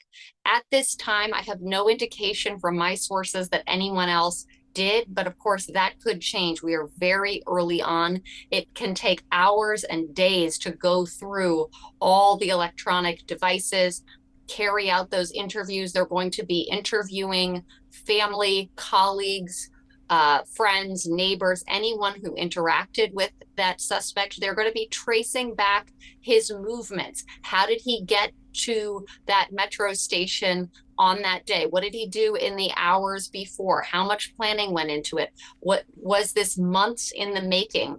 That's why looking through his online footprint is going to be very important in establishing that. Was he in chat rooms talking about a plot? We are in an environment where several plots of varying degrees of severity over the last couple of years have been thwarted. They don't get a lot of media attention, but the Justice Department has charged individuals with plotting to carry out attacks in the homeland. My team's also been tracking targeted attacks on law enforcement, and we've been focused on federal law enforcement, particularly ICE. We've seen an increase, and the FBI, when they put out their numbers, their data, looking back at 2024, one thing they noted is that ambush style attacks on law enforcement have increased. We've looked back at the last 5 years, looking at fraternal order police data, and the numbers have stayed high, hovering between 300 and 400, just under 400 law enforcement officers shot in the line of duty every year. Now, not all of these are targeted attacks like the one that it appears to have been today, but an increasing number of them are. And so that is very worrisome. And the threats on law enforcement have also significantly increased, according to statements provided to CBS News by federal law enforcement. So that's the context, that's the backdrop where we see this attack play out. And of course, my biggest question right now that we have yet to be answered is motive. Anna Schechter will follow this, and we'll circle back with you. I now want to go to reporter Julie Donaldson with WTTG in Washington, D.C., who is at the scene right now. Julie, what can you tell us? It's still a lot of information that's being gathered, and from a lot of people that I talked to when I first got here at 3 o'clock on the scene, they're saying it took place. They heard shots fired, like a boom, boom, boom, like fireworks kind of going off around 2:15. And since then, there have been mixed reports from what people have heard. 2 shots. I've heard some people say that they heard 3 shots. But at the time when they did hear it, it was chaos. People running scared in all directions, trying to get away from what they do was a very dangerous scene. And since then, the police, they say, responded quickly, and this has been locked down. When we first got here, we were able to get up to 17th Street, but it wasn't long after that the police wanted to be able to expand their active scene, active search, be able to push all the media back, and there's dozens of media here. And on top of that, there's a lot of people. This is the holidays. People are in Washington, D.C., visiting with family, coming up here to see the sights and the sounds. So there's been a lot of pedestrian traffic. They pushed us quickly back to 16th Street. So that's where we are right now, 16th and I. The information, again, that we are getting from those that saw and heard what happened is mixed. And of course, we really want to wait until we get the information, which will be at a press conference the police are holding. I am told the mayor will be there as well, that she was being briefed on all of this. That's going to be happening over where Nana is. So as soon as we do have that, we know Nana will bring that information.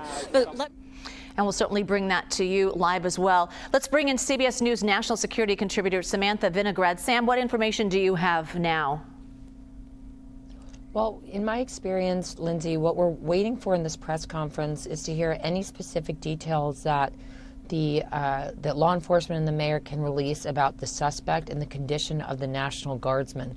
In my experience in these moments, the goal is to be transparent with the public about the level of threat that the public may still face, about the condition of those that are injured or potentially killed, and of course any information about the suspect. We may also hear officials ask for the public's help in gathering information about the suspect and motives.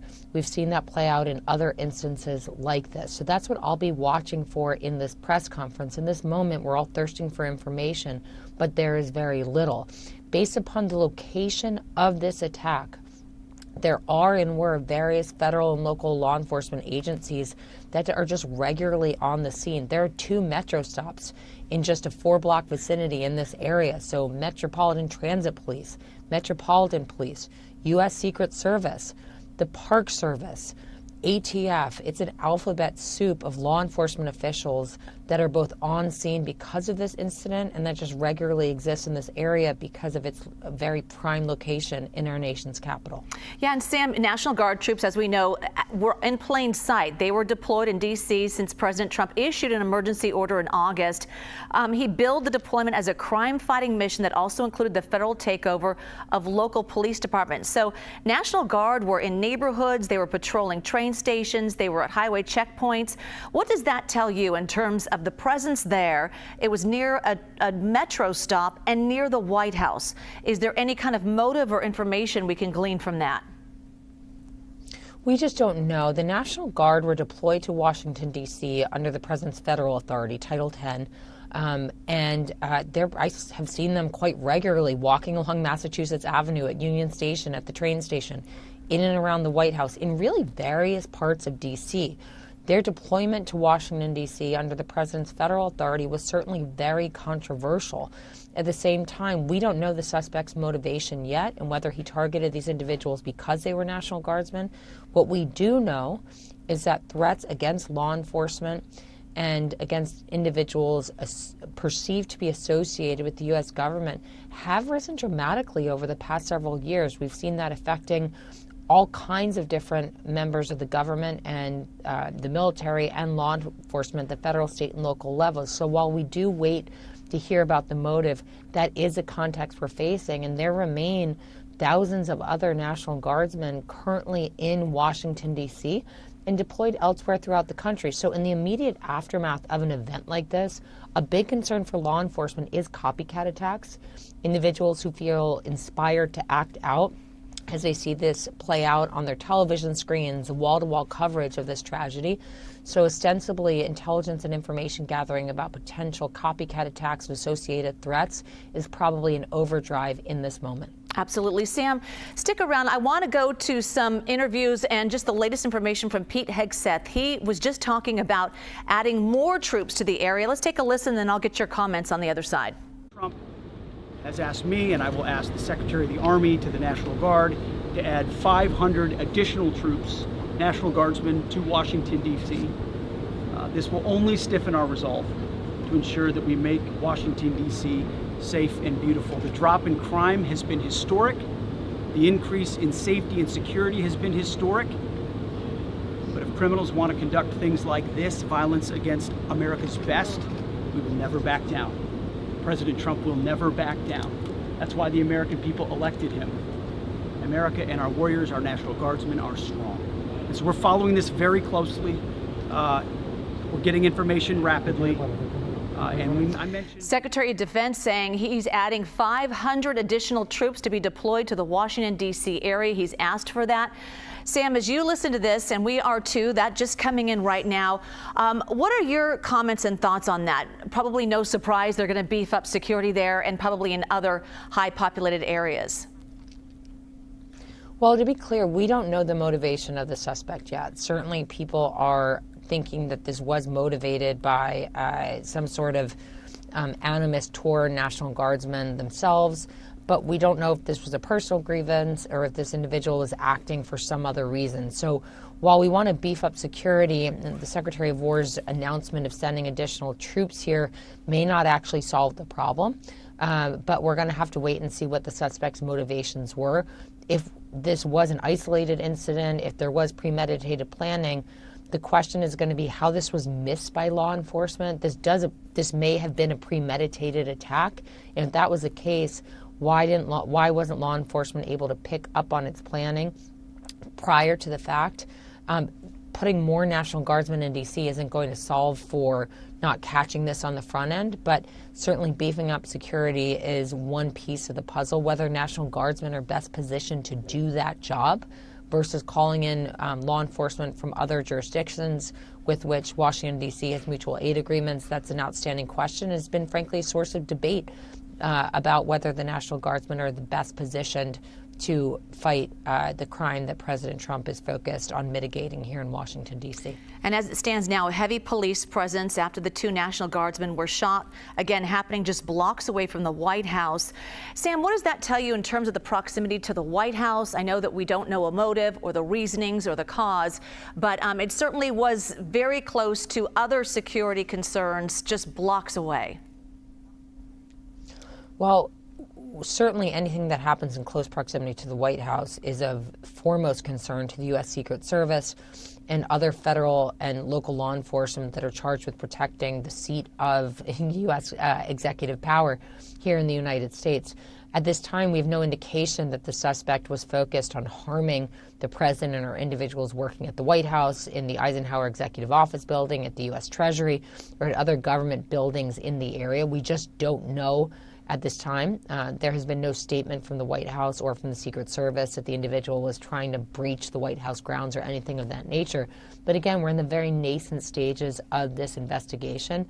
The location does tell us that there was a very heavy saturation of law enforcement officials, leaving aside the National Guard in the area. So we don't yet know who neutralized the suspect, who shot the suspect 4 times after this ambush-style attack. We also don't know how an armed individual was able to get off we're hearing reports of 10 to 15 shots and to perhaps fatally injure 2 Guards members. So all that will be a source of investigation and an after-action report. All right, Sam Vinograd, thank you so much. I want to go now to our breaking news correspondent, Chanel Call, following the latest developments. Chanel. Yeah, so let's just give you a recap here of how this unfolded throughout the afternoon for viewers who are just joining us right now, Jules. So we know that this took place at around 2:15 this afternoon Eastern time. We got the first alert for it by around 2:42 p.m. As for where this happened, I want to share my computer screen with you so you can see the actual location. It took place at the intersection of 17th Street Northwest and I Street Northwest in D.C. And if I zoom out, you can see why this is just so significant. I mean, it is just 2 blocks north of the White House. So obviously a lot of concern around that and the national security risk there.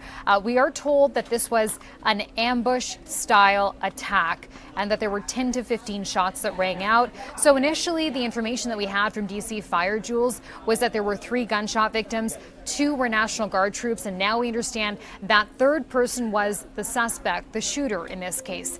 Now, earlier this afternoon, we'd seen a social media post from West Virginia Governor Patrick Morrisey. Jules, you'll remember we came on the air and broke that to you. He had said that the 2 National Guards troops that were involved in this shooting had died, and he also had said that they were both from West Virginia. I want to show you an updated social media post from the governor. Let me pull this up on my screen for you so you can also see. So he later on this afternoon sort of backtracked on that information, saying we're now receiving conflicting reports about the condition of our 2 Guard members and will provide additional updates once we receive more complete information.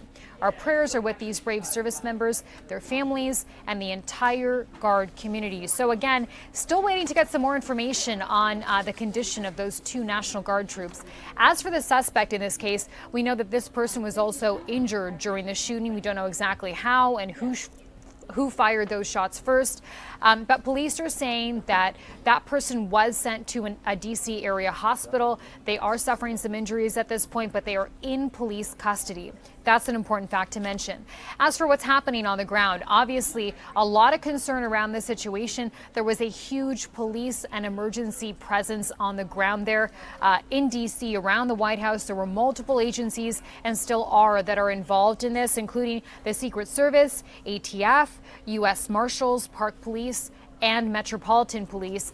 And I know that we've been reporting this, but we now have some more information about what this press conference will look like. We're waiting for that to happen in D.C. any moment now. And I'm just looking at an email here which says, we're expecting to hear, Jules, from the mayor of D.C., from FBI Director Kash Patel, and Executive Assistant Chief of Metropolitan Police Department, Jeffrey Carroll. So we'll bring you that live as soon as it begins. All right. Thank you so much, Chanel. Let's go back to CBS News national security contributor Samantha Vinograd. Sam, I want to touch back on the investigation and what happens now. What are investigators doing after the fact? And it looks like it's a secured scene at the area, but obviously they're looking at the footprint of the suspect and what led up to this. Well, in these sorts of situations, there are various lines of effort that are underway simultaneously.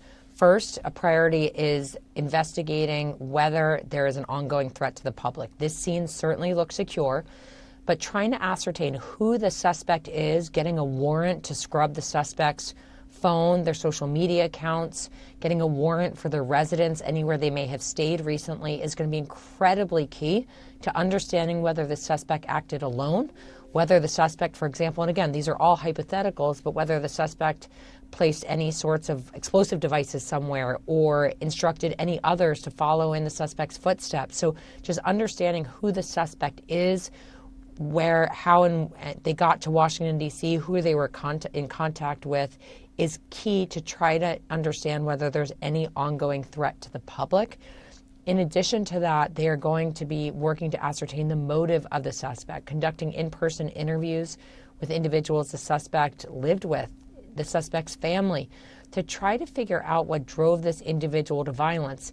Concurrent to that, tracing the weapon used, again, to try to figure out who the suspect is, whether the weapon was lawfully purchased and transported to Washington, D.C.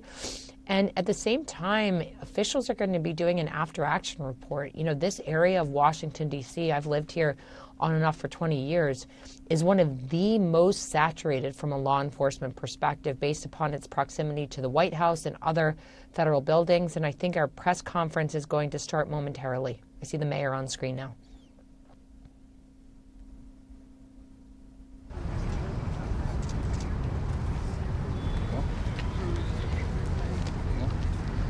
They'll tell us. They're moving people still. Cameras.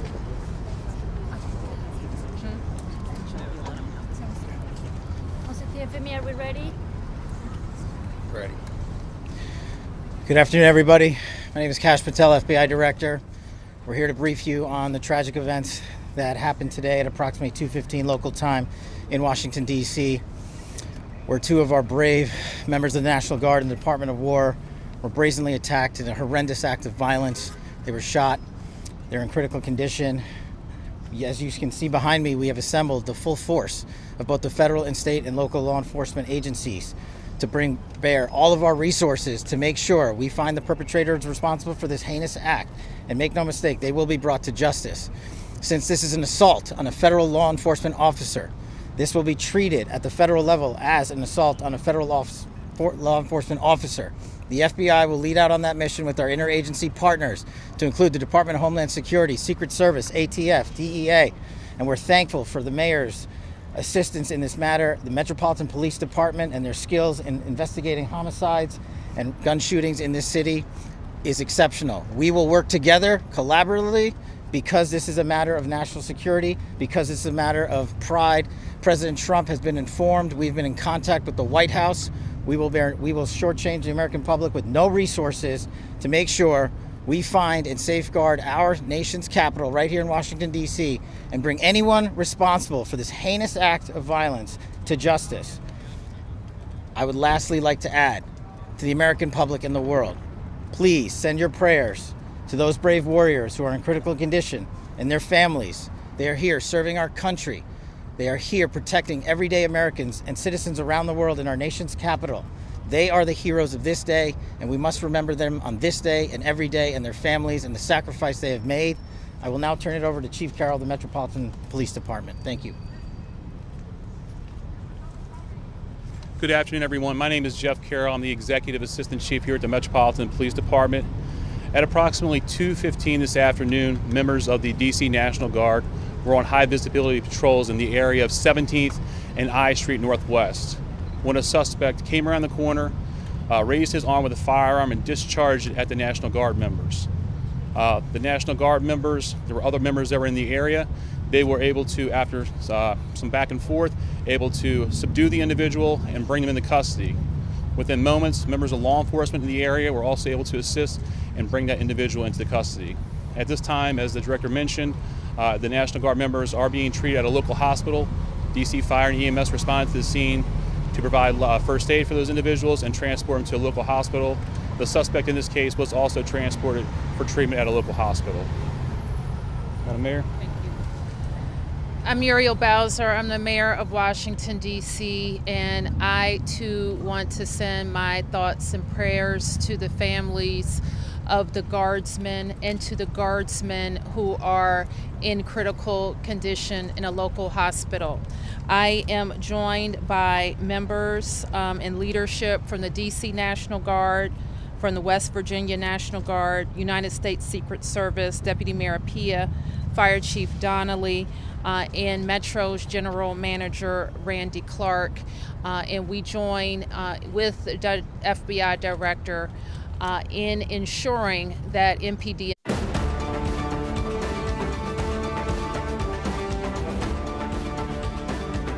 Hello, everyone. This is a CBS News special report. I'm Jerika Duncan.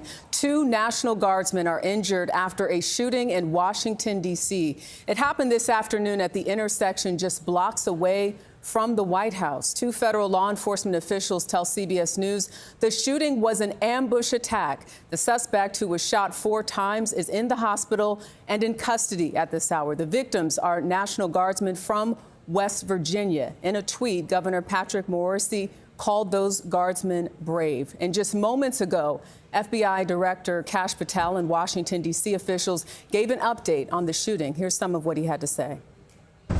We're here to brief you on the tragic events that happened today at approximately 2:15 local time in Washington, D.C., where 2 of our brave members of the National Guard and the Department of War were brazenly attacked in a horrendous act of violence. They were shot. They're in critical condition. As you can see behind me, we have assembled the full force of both the federal and state and local law enforcement agencies to bring bear all of our resources to make sure we find the perpetrators responsible for this heinous act. And make no mistake, they will be brought to justice. Since this is an assault on a federal law enforcement officer, this will be treated at the federal level as an assault on a federal law enforcement officer. The FBI will lead out on that mission with our interagency partners, to include the Department of Homeland Security, Secret Service, ATF, DEA, and we're thankful for the mayor's assistance in this matter, the Metropolitan Police Department and their skills in investigating homicides and gun shootings in this city is exceptional. We will work together collaboratively because this is a matter of national security, because it's a matter of pride. President Trump has been informed. We've been in contact with the White House. We will shortchange the American public with no resources to make sure we find and safeguard our nation's capital right here in Washington, D.C., and bring anyone responsible for this heinous act of violence to justice. I would lastly like to add to the American public and the world, please send your prayers to those brave warriors who are in critical condition and their families. They are here serving our country. They are here protecting everyday Americans and citizens around the world in our nation's capital. They are the heroes of this day, and we must remember them on this day and every day, and their families and the sacrifice they have made. I will now turn it over to Chief Carroll of the Metropolitan Police Department. Thank you. Good afternoon, everyone. My name is Jeff Carroll. I'm the Executive Assistant Chief here at the Metropolitan Police Department. At approximately 2:15 this afternoon, members of the DC National Guard were on high visibility patrols in the area of 17th and I Street Northwest when a suspect came around the corner, raised his arm with a firearm and discharged it at the National Guard members. The National Guard members, there were other members that were in the area. They were able to, after some back and forth, able to subdue the individual and bring them into custody. Within moments, members of law enforcement in the area were also able to assist and bring that individual into the custody. At this time, as the director mentioned, the National Guard members are being treated at a local hospital. DC Fire and EMS responded to the scene to provide first aid for those individuals and transport them to a local hospital. The suspect in this case was also transported for treatment at a local hospital. Madam Mayor. Such a brazen act right before Thanksgiving. The chief there again saying he raised his arm with a firearm and discharged at National Guard members. I want to turn now to CBS News Homeland Security correspondent Nicole Sganga, who is at that news conference listening in as well. Nicole, what more can you tell us at this hour? Jerika, the scene took place just hundreds of feet behind where I am standing here, just 2 blocks north of the north lawn of the White House, and we're learning new details about that chaotic scene that played out just around 2:15 p.m. near a metro station here in downtown D.C.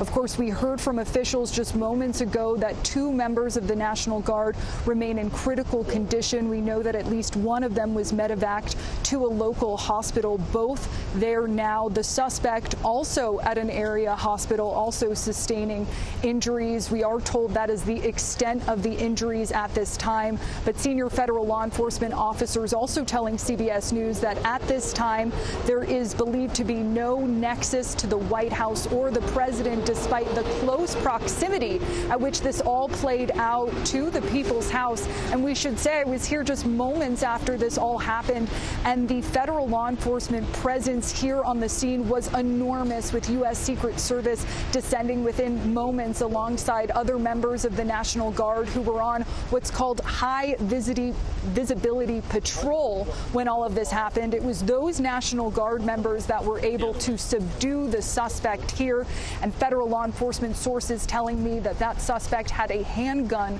on him at that time. That is the weapon that he raised that you heard law enforcement talking about there. But within moments, other law enforcement members responding from the Metropolitan Police Department, and they were joined shortly thereafter by the U.S. Secret Service, the U.S. Marshal Service, and ATF, all of them coming onto the scene. Now moving forward, because this is an attack on a federal, is being treated as an attack on federal law enforcement officials, even though the National Guard is something a little bit different. The FBI will lead this investigation along with the Department of Homeland Security. Yeah, Kash Patel mentioning how serious they are taking this matter. Nicole Sganga, thank you so much. Senior White House correspondent Weijia Jiang is also with us. Weijia, remind us of why the National Guard is even in Washington, D.C. to begin with.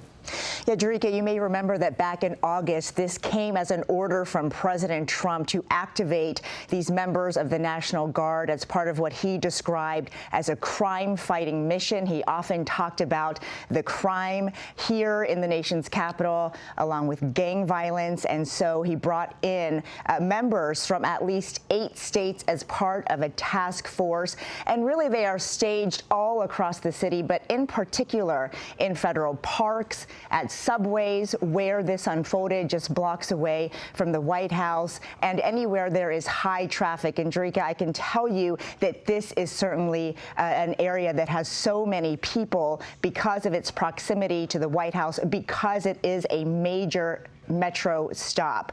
And so it was part of a broader effort, you may remember, too, that the president wanted to deploy these members to major cities. Of course, we saw that unfold in Los Angeles, in Memphis, Tennessee. He also attempted to do it in other cities as well. But just yesterday, President Trump talked about their presence here at an event at the White House. He said they were doing an incredible job and thanked them for their service, Jerika. So he takes a lot of pride in having these members here, even though it has been controversial.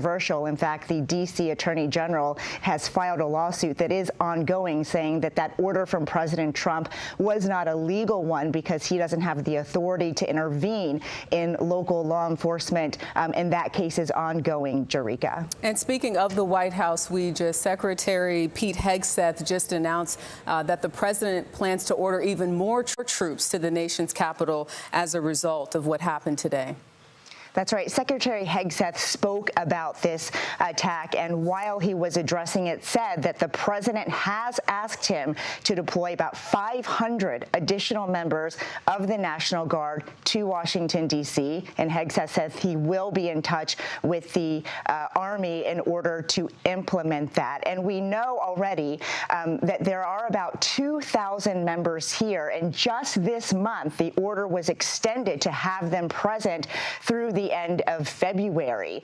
And here in Washington, D.C., it is the D.C. National Guard that has the biggest presence, and then after that, the state of West Virginia. Of course, we know now that the two victims in today's attack are from that state. Yeah, definitely praying for their families in that community. Weijia Jiang, thank you. I want to go back to Nicole Skenga. You have some new numbers on targeted and ambush-style attacks on officers, Nicole?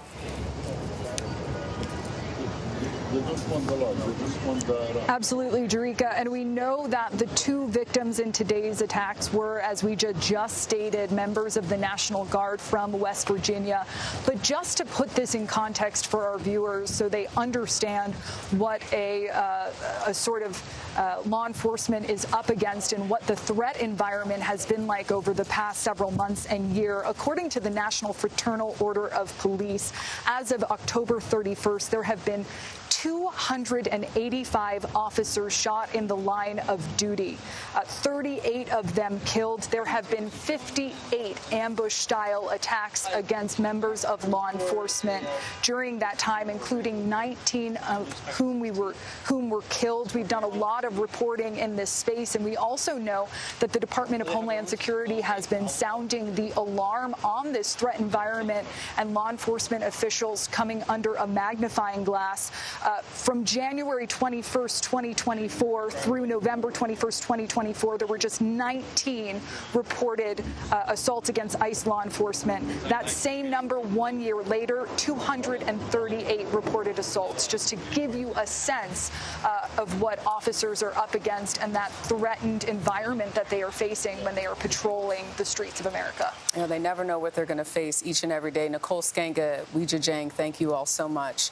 Once again, 2 West Virginia National Guardsmen are injured after an ambush shooting just blocks away from the White House. A suspect who was shot 4 times is in custody and in the hospital. Our coverage will continue on CBS News 24/7, your local news, and tonight on the CBS Evening News. This has been a CBS News special report. I'm Jerika Duncan.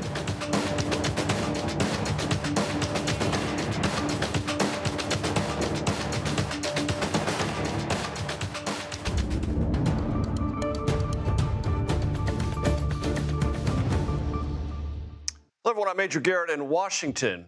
Normally, this would be the beginning of the take-up, but we are in rolling coverage of a breaking news situation here in the nation's capital. Just reset for those of you who are just joining us and to confirm things you may have already heard in the last few moments. 2:15 p.m. here in Washington, D.C., 2 members of the National Guard deployed from the state of West Virginia were shot in what is being described as a targeted and ambush-style attack 2 blocks from the White House. They are in the hospital in critical condition. The suspect apprehended, also in the hospital with severe injuries.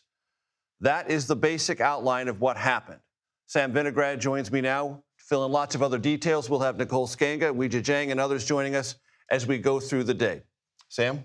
Well, we just learned some new information, Major. We had a press conference from federal and local officials in which we learned that one suspect allegedly walked around a corner in a heavily populated area of Washington, D.C. For our viewers who aren't from here, this is one of the most saturated parts of Washington, D.C. when it comes to law enforcement presence. You have the U.S. Secret Service. You have the Park Police. You have Metropolitan Transit Police because you have 2 metro stops and basically a 4-block radius. There's so much law enforcement here, in addition to, of course, the National Guardsmen. But the suspect allegedly, according to the press conference that just wrapped, walked around a corner and started shooting at National Guardsmen. We also learned from the press conference that this does appear to have been a targeted shooting against the National Guardsmen, which is new information. What we still don't know, and it's likely, unfortunately, going to take days, if not weeks, to understand, is whether this individual truly acted alone, whether the suspect was in touch with others about the suspect's plans, and then dialing back from that, whether there were indications that this attack was going to be underway that law enforcement somehow missed. And the benefit of digging into all of that simultaneously, Major, is to try to prevent this from happening again. And Sam, the deputy chief of the Metropolitan Police Department, Jeff Carroll, said, based on what they know now, early stages, one perpetrator in custody, no continuous threat to the public in or around the White House. We know a couple of other things I want to let the audience know. For a brief period of time, the White House was on lockdown for medevac purposes of moving those wounded out of the area of the shooting. Reagan National Airport was briefly shut down. No flights in or no flights out. That has been lifted. So lots of things flowed instantaneously from this shooting. Again, as I want to remind our audience, just 2 blocks north of the White House complex. Certainly, and there were some conflicting statements during the press conference. FBI Director Patel said the perpetrators of this heinous act will be brought to justice, and then the Metropolitan Police Department clarified that at this time there is one suspect in custody. So we have to wait and see whether there are other individuals that perhaps knew that this attack was being planned, or if the suspect did work with other individuals. That's a key point. Speaking of conflicting information, and those in our audience could be understandably confused about what they've seen on their phones in the last hour, the governor of West Virginia, Patrick Morrisey, put on social media that the 2 West Virginia Guardsmen had died. Then, about 15 minutes, I'm not exactly sure how much time it took, clarified that to say they're getting conflicting information. And the latest from the press conference, as you just noted, critical condition. So that conflict of information, that misinformation, whatever the intentions of the governor were, whatever he was told, and on whatever basis he confidently declared to West Virginians that these guardsmen perished, has been pulled back, and they are in critical condition. I'm praying that the governor was wrong. Unfortunately, we saw FBI Director Kash Patel make a similar mistake in a different unfolding investigation. But in these moments, and I've unfortunately lived too many of these, there's certainly a desire to be transparent with the public. The public requires information. They deserve information. But spreading the wrong information can cause panic, can also cause a false sense of calm. So it's very important to have the facts correct in this moment. And it's really worth noting, Major, that there are about 2,000 National Guardsmen active in just D.C. alone. So right now, while this particular incident is being investigated, law enforcement and intelligence officials at all levels of government are likely working to ascertain whether there are any associated threats against other guardsmen in D.C. and elsewhere. In the aftermath of a high-profile event like this, wall-to-wall coverage, the potential for copycat attacks is also very real. That comes as Thanksgiving parades are happening, and it's a very high-threat environment even without an incident like this. So law enforcement and intelligence officials are working serious overtime right now. Very important point, Sam. Please stay with me if you'd be so kind. Nicole Skanga joins me now from the scene. Nicole, catch us up on what you have seen, what the atmospherics are there, and the latest information you've pulled together. Absolutely, Major. This was a chilling scene. Just to give you a sense, we're in front of a park right now. We're about 2 blocks away from the north lawn of the White House, which explains why in the moments after about 10 to 15 shots rang out initially around 2:15 p.m. this afternoon at this metro stop, again, just 2 blocks away from the White House, we saw not only the National Guard mobilize other members who were on what's called a high visibility patrol in their camouflage uniforms. We also saw MPD getting to the scene within seconds, and within minutes you could see members of the U.S. Secret Service, including those that were stationed outside of the White House, flooding in, members of their uniform division, members of the U.S. Marshals, ATF, and other federal law enforcement, including the Park Police. Just dozens of police cars were sort of streaming in behind me, as well as ambulances. And in that very small period of time, we know that one suspect, at least one suspect, used a handgun. Shots rang out, about 10 to 15 shots. There were 2 members of the National Guard who were patrolling as part of the president's crime task force here in D.C., both of those members from West Virginia, as you mentioned, and they sustained critical injuries. They were transported to an area hospital, including at least one of them who was taken by medevac. The suspect also in custody right now at another area hospital, and we're told is also in critical condition. But a really scary scene just 2 blocks outside of the White House. I am told by senior federal law enforcement officials that at this time there's no nexus to threats to the president himself, to the White House, or to his staff. But this, of course, comes at a time in which law enforcement has seen an increase in the number of assault-style attacks. We know that the National Fraternal Order of Police has reported at least 58 assaults, ambush-style assaults on police year to date. The Department of Homeland Security frequently talks about threats against their federal law enforcement officials, including an over 1,000% an increase in the number of assaults against ICE enforcement agents, Major. So all of this happening at a time where not only Washington is on edge, but also the country is on edge, with the National Guard deployed not only here in the nation's capital, but President Trump also having federalized National Guard in several other cities across the country. Nicole, I want to ask you about a couple of things you mentioned. High visibility patrol for the National Guard personnel here deployed in the nation's capital. For those in our audience who may not know what that phrase means, describe what that means, and we should let our audience know that this particular area, as Sam Vinograd pointed out, is not a high-crime area in Washington, D.C. for very good reasons. It's close to the White House.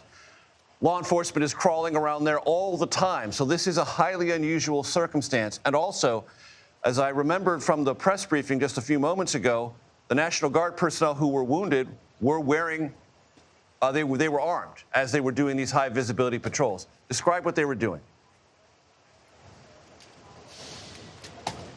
Major, that's exactly right. This is not a high crime area. This is a high law enforcement area. This is a place where on any given day you walk on the sidewalk and you will see members of the National Guard who are deployed as part of this task force. You will see members of the Secret Service. You will see other federal law enforcement agents. Now, that high visibility patrol that we were talking about there, the motivation behind that, deterrence. This is part of the White House task force and federal law enforcement's goal of really deterring crime, of trying to bring down, more high-profile crimes like carjackings, like homicides within the nation's capital. And so oftentimes as part of that effort, we see the National Guard patrolling. You can see their weapons visible. You can see that they're wearing those sort of camouflage military fatigue-like uniforms. So there is no doubt, Major, that anyone, be it the suspect here or just a member of the public walking along the street, would have been able to identify these 2 members of the National Guard. This is the opposite of a sort of undercover operation where National Guard is intended to be seen. That's part of the idea here, to reduce crime by showing this united front. And just to give you a sense of how many members of National Guard were here and how much law enforcement was here, it was within seconds that other members of the National Guard were able to run to this scene and to respond as these shots were being fired. And our camera crews that happened to be near where all of this played out actually watched as members of the National Guard, as well as EMS and other MPD officers, actually gave CPR to at least one of the victims here in what was a really chilling and fast-paced scene, Major. Nicole Skanka reporting from the scene. Thank you very much. I want to play sound from Defense Secretary Pete Hegseth about a declaration that President Trump made to him about sending more National Guard personnel to the nation's capital as a result of this shooting near the White House. Please listen. We will never back down. We will secure our capital. We will secure our cities. In fact, this happened just steps away from the White House. It will not stand. And that's why President Trump has asked me, and I will ask the Secretary of the Army, to the National Guard to add 500 additional troops, National Guardsmen, to Washington, D.C. Weijia Jiang joins us now from the newsroom here in the CBS News Bureau in Washington, D.C. Weijia, the president has for weeks now been describing the deployment of not only the National Guard, but the coordinated federal task force dealing with crime in the nation's capital as an unrivaled success, describing how safe the city has become. A transformation, he has said many, many times. And what is true about heinous and random violent crime is it confounds police and it confounds even a president, because it happens even with the best efforts and the most elaborate plans to keep things and people and streets safe. That has played out quite obviously today.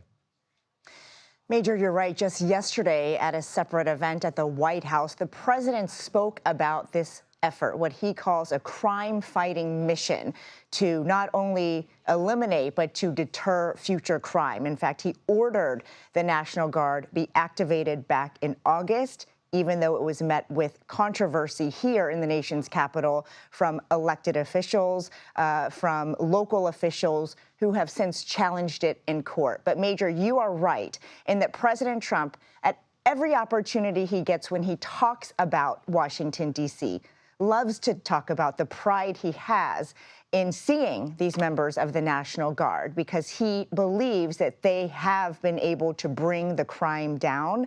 And he has said repeatedly that he does, in fact, have the authority to activate them, not only here, but across the country, because he argues he is the commander of in chief. And so while that plays out in court, certainly they are here, they are present. In fact, he just signed an order this month to extend their presence through the end of February. And to your point that you were talking about with Nicole, these are folks that you see every single day.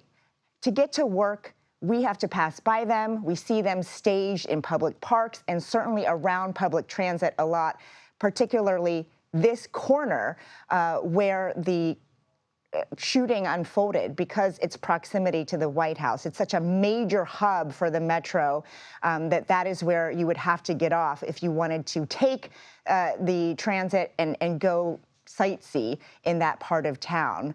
So Major, right now, I can tell you the White House and officials who I've talked with say they are closely monitoring the situation. They do not want to talk about the politics of why the National Guard is here. They are focused on the investigation and on these families who just received this horrific news, Major.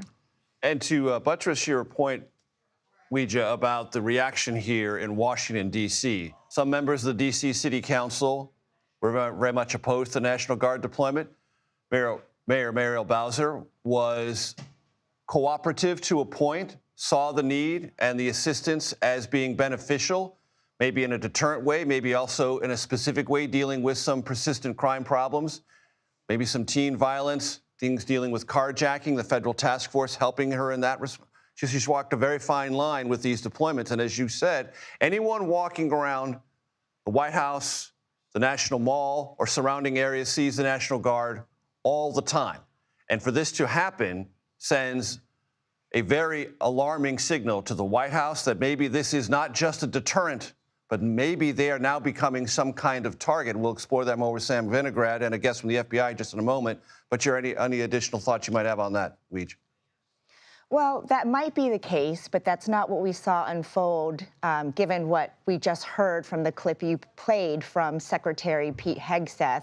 So it seems that they are doubling down on this, sending even more members of the National Guard here to the nation's capital. And if you have listened to the president, there's one thing that is for certain. He does believe that it makes a huge difference, not only here, but he wants to see it everywhere. Of course, there have been many challenges to that effort. Even here, the Attorney General for the district has filed a lawsuit which is still ongoing in court. But certainly the administration's position is that they are helpful in fighting crime. And to your other point, Major, the mayor has also conceded that, even though initially she, tried to push back, tried to fight back on this. Ultimately, we saw her evolve and say she wanted to work with the federal law enforcement agencies because there was a benefit. There was a reduction in crime.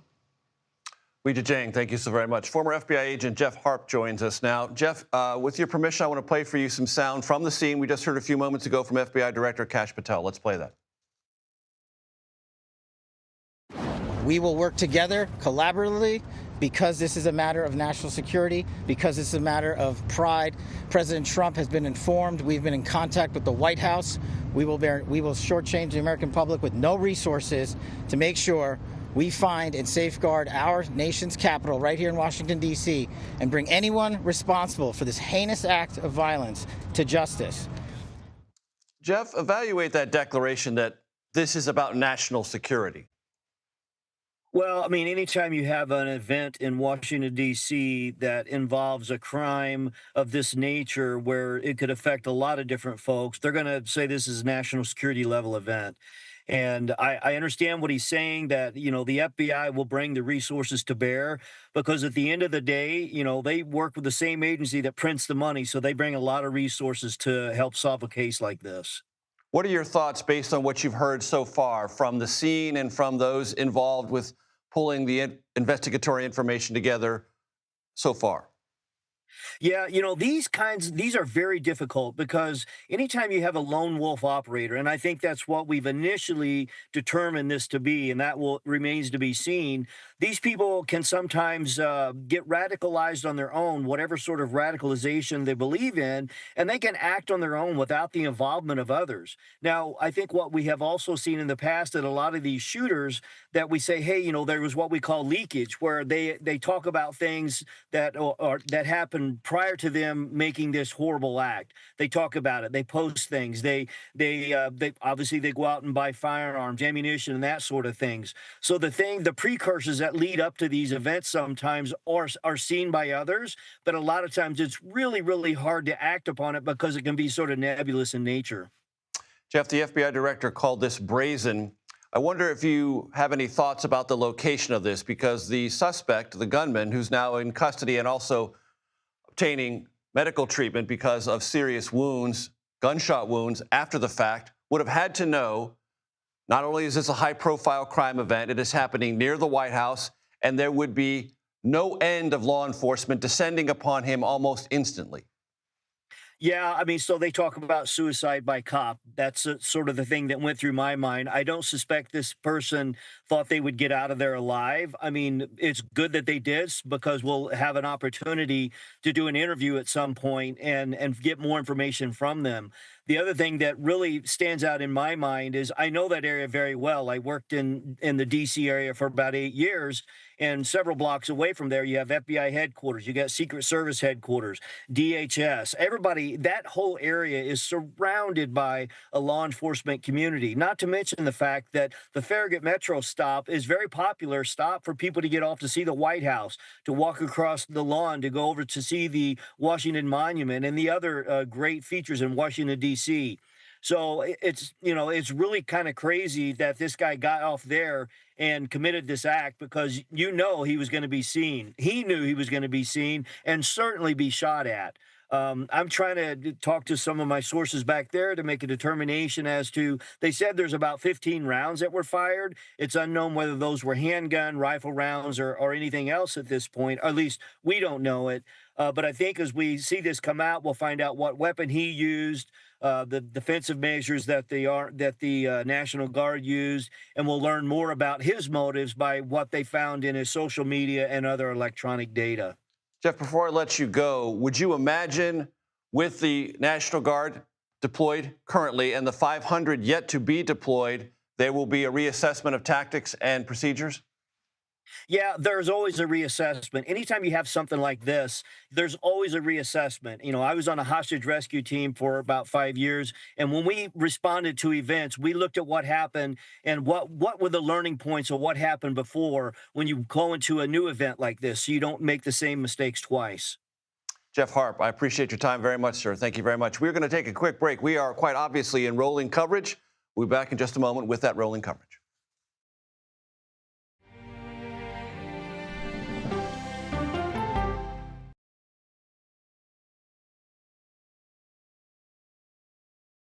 Everybody all set? Everybody good? You guys are set? Okay, let's go. What happened to our clapper? It's about to go down. What is going on? What's going on here? It's about to get real. How is this possible? Oh, come on. Come on. It's about to change. How about that? No way. Yes.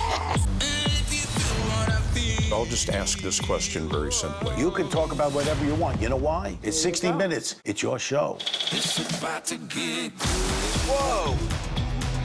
This Chinese boat rammed us intentionally. Showtime, baby. Oh. Ask me the hard-hitting question. You can actually hear the sound of butterfly wings. Yeah. Let's just be quiet for a second. Where's the artistry? In the idea. They told you they could stop your daughter's disease, but you can't afford it. They were banking on her dying. This isn't stupidity, this is malice. This is a con. It's not baseball. It's crazy. All of it's crazy. Every part of me wants to dance. Watch the spiders, Bill. Shut up. Come on! How did you get that? Sex, drugs, and rock and roll. Are you a billionaire yet? None of your business, man. You trying to get me robbed? It's time. Can one of you guys get what this? For the new season There's got to be a movie here. of the CBS News Original. 60 Minutes. 60 minutes. 60 minutes. 60 minutes. Oh, wow. CBS Sunday and streaming on Paramount Plus. My God, that's good.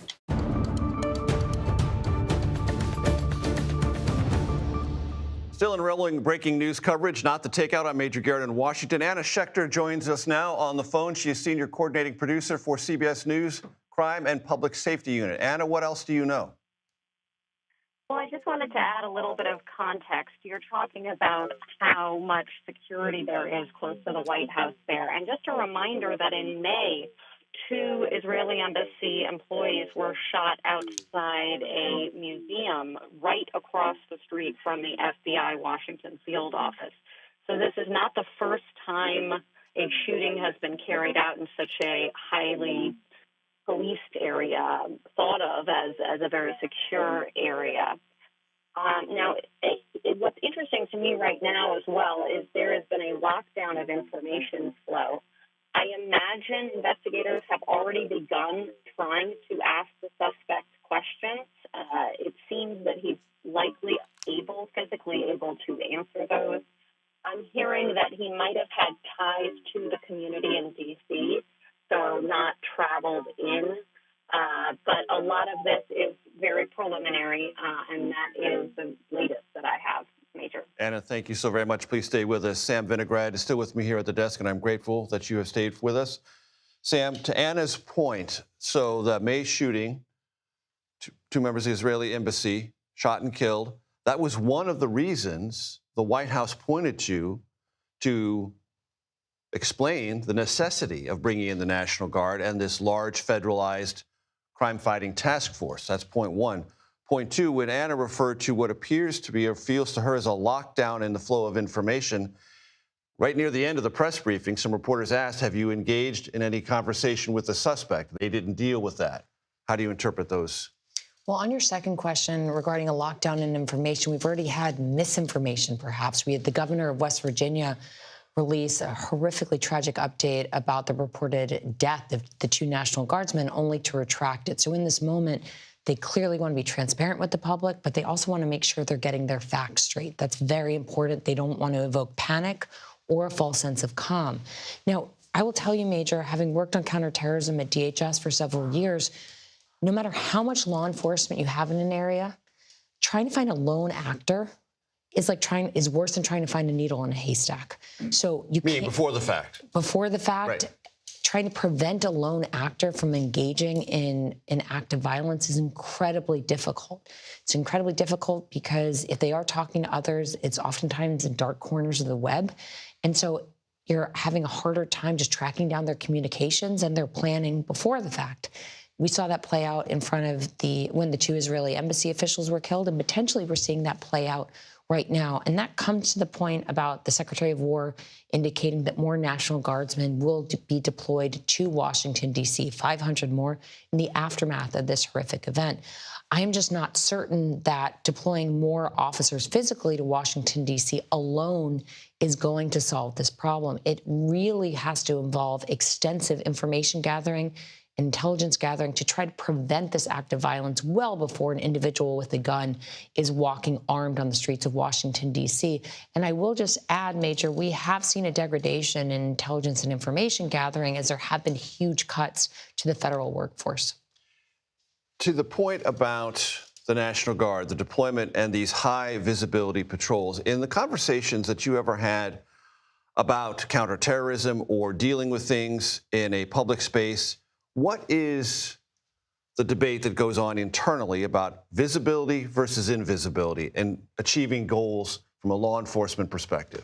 Well, it's not a zero-sum game. So the fact that you have a physical presence, both to deter individuals from acting and then to respond if an act of violence starts to unfold, is just one piece of the puzzle.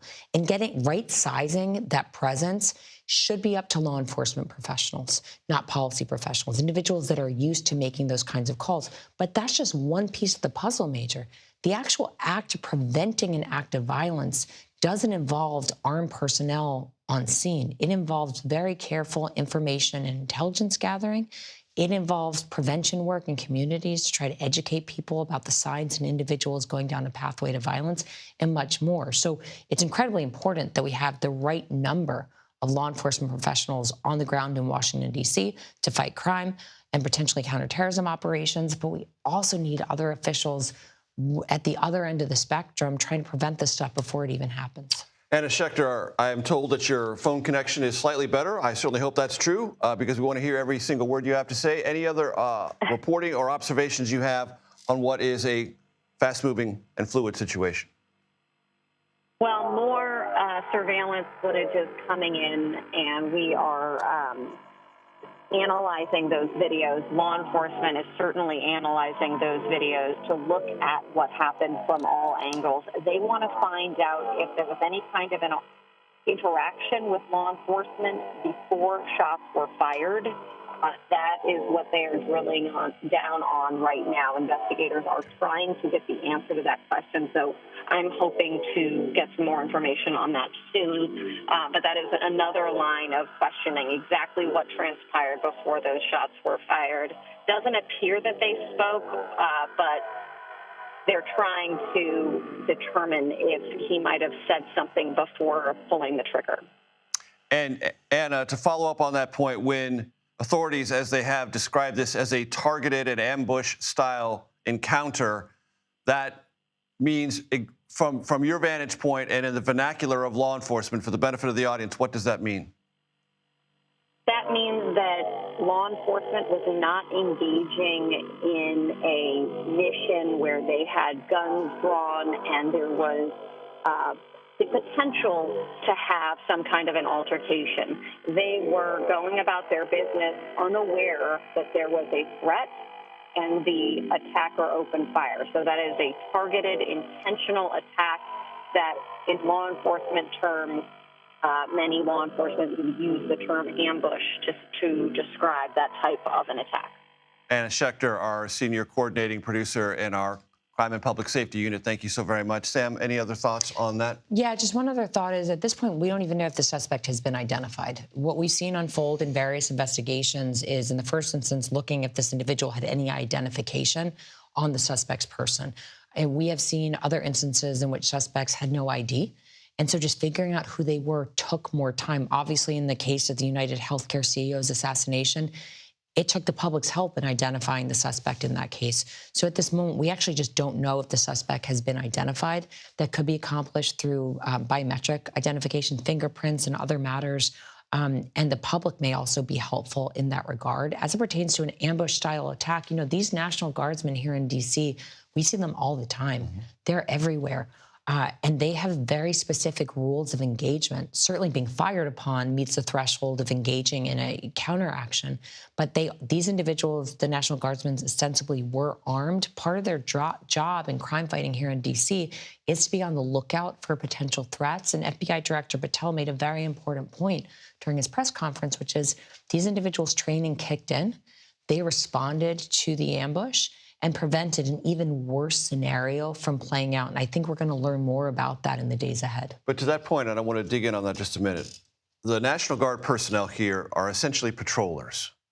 They are not active police detectives or going down places. They're just sort of working the perimeter of wherever they are in a visible way, again, to Nicole Skanga's earlier point, to achieve a deterrent effect.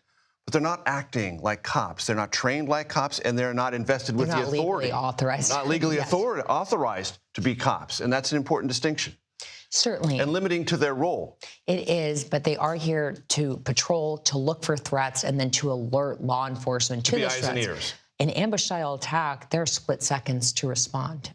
Being fired upon is probably not something that they had in their plans for the day. But according to Director Patel, and again, we're going to learn more about this, once the ambush started, training kicked in and there was a response. And we'll learn more about who responded, how and when going forward. Sam Vinograd here with me at the desk, Anna Schechter on the phone. Thank you very much. We are going to continue with our rolling and breaking news coverage of the shooting 2 blocks from the White House involving National Guard personnel, suspect in custody, both National Guard personnel deployed from West Virginia in critical condition. We'll be back in just a moment.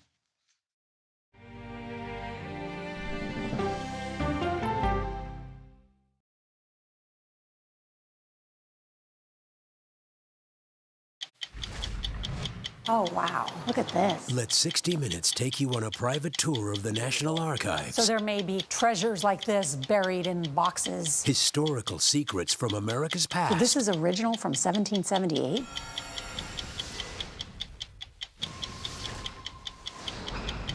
I'm Natalie Morales. Listen to 48 Hours NCIS wherever you get your podcasts.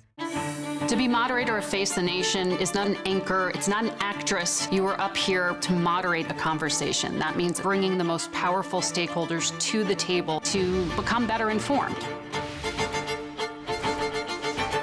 Go to the ends of the earth. We'll hit the heights. And reach for the stars. Star power. I like it. Ta-da! I want to be part of this. Because there's always something new under the sun on CBS Sunday morning. No matter how you start your day, one thing is clear. CBS Mornings is the best way to start your day. I can see clearly now. My morning routine. The first thing I do when I wake up is turn off the alarm. I try to remember where I put my phone down. One alarm goes off at 4 a.m. I need not one, not two, but... And I'm out the door at 4:15. 3 snoozes to get out of bed fully coherent. How much detail are you looking for? I love a bath full of bubbles. The more bubbles, the better. I'm very quick with the actual coffee, shave, shower, dressed out the door, but all around that is just pure chaos. For example, this morning, these are dirty socks. You want my honest answer? Am I a morning person? I gotta be honest. I wish morning started at like 10 a.m. Can I say that? Clearly. It's a bright way to start your day. CBS Mornings weekdays at 7 on CBS. I'm Natalie Morales. Listen to 48 Hours NCIS wherever you get your podcasts. CBS Sunday night. Here we go. The ultimate tradition continues. From what I've seen, it's like chaos. America's longest-running news magazine show is back. For 60 minutes! 60 minutes. With a new season. Okay, let's go. You're willing to talk about anything. I'm open to all of it. Ask me the hard-hitting questions. So how do you get over the nerves? Honestly, it's a whole bunch of mind The most influential people. Who's the best coach in college football? Let me see a mirror so I can look at it. Are you a billionaire yet? None of your business, man. You trying to get me robbed? Investigative journalism. Am I getting a real look at what life is like in here today? Absolutely not. Do you think people visiting know that these were looted? When stories threaten our way of life, 60 Minutes demands answers. This is the pager that Hezbollah was using. Do you have hope that you may find him yet? They were asking me to do something that was illegal. They're fighting for faulty parts? Yeah. What is the most important takeaway for our audience? How big of a problem is doping? Where was the military? Why are people suspicious? That sounds like a problem. How is this possible? Oh, come on. Come on. Whoa. Wow. What is going on? I'm Scott Pelley. I'm John Worth. I'm Leslie Stahl. I'm Bill Whitaker. I'm Sharon Alfonsi. I'm Cecilia Vega. I'm Anderson Cooper. This is 60 Minutes. The CBS News original. Showtime, baby. It's time for 60 Minutes Sunday on CBS. Don't miss a minute. Now streaming. Welcome back. This would ordinarily be the takeout. It is not. We are continuing our special rolling coverage of a devastating and awful bit of breaking news here in the nation's capital. 2:15 p.m. local time. 2 members of the National Guard deployed from West Virginia shot in what has been described by authorities as a brazen and ambush-style shooting. They are in critical condition at a Washington, D.C. hospital. The suspect in custody, wounded in a exchange of fire thereafter, also at a hospital in serious condition, we are told. Former FBI Special Agent Catherine Schweit joins me now. Catherine, walk my audience through what's going on internally at the FBI now, because it has lead jurisdictional responsibility here, but it works very closely historically with the Metropolitan Police and other federal agencies. Everyone's all on deck for this one.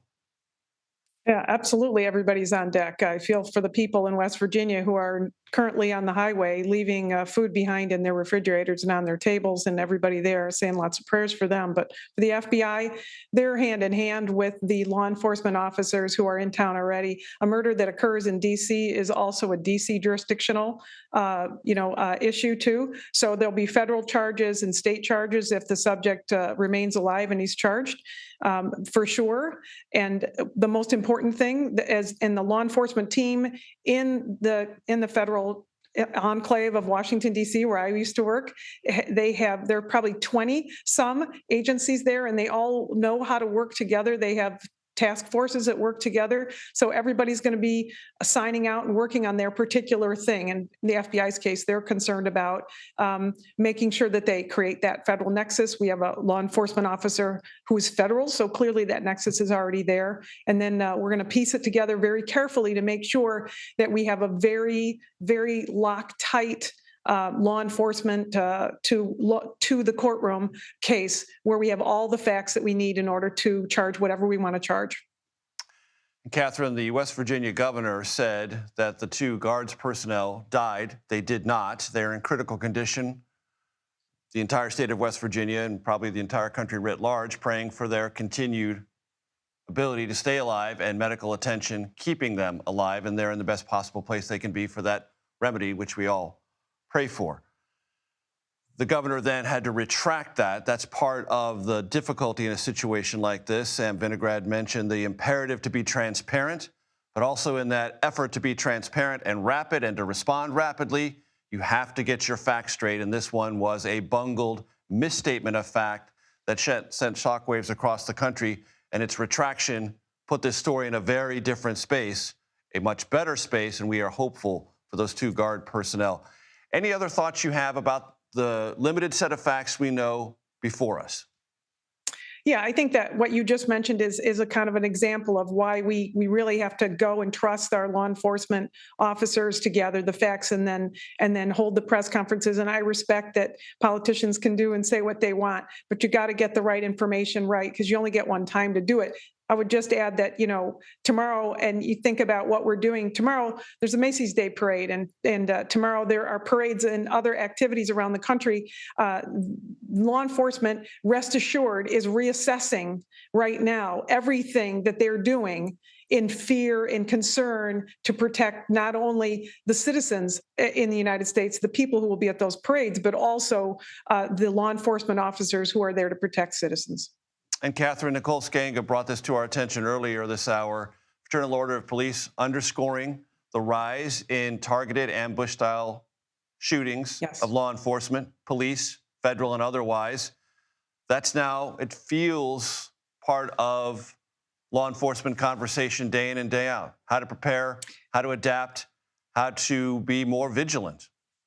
Yeah, Major, great point, because I can tell you my data, it shows that if you look at the last 15 years, there's been a steady increase in law enforcement targeted violence. 1 out of every 7 incidents that we think of as targeted violence on the street, it actually is targeted against law enforcement, not necessarily people in a school or in a mall or at a house of worship. So that's very significant. Law enforcement has had to, especially since 2010, the numbers have gone exponential in terms of targeting law enforcement, and that has to be part of their preparation. They have to know that even if and this includes fire and emergency responders, if they get a call and they're going to a scene, they may be going to the scene so they can be targeted. And Catherine, do you have any experience or thoughts on the long-term efficacy of National Guard working in this high visibility patrolling system in urban environments? Because the FBI is there all the time, Metropolitan Police of whatever jurisdiction, always there, maybe county police are there. How about the National Guard? And does this in any way create a different kind of conversation about how useful that is, or does it create a potential of harm for the National Guard that may not have been anticipated at the front end of all this? Yeah, I think I like a lot of law enforcement, a lot of federal officials waiting for the shoe to drop. We all were afraid that this would happen, and I know that National Guard comes in. They don't know the streets. They're not trained to be tactical, patrols in the streets in a city they don't even know, and it's its own challenge. You can't. I'm a retired law enforcement, but FBI, right? I go into St. Louis. I don't know the streets. I'm not a patrol officer, and oftentimes the people who are deployed are the younger members of the National Guard, and the value of that is visibility, right?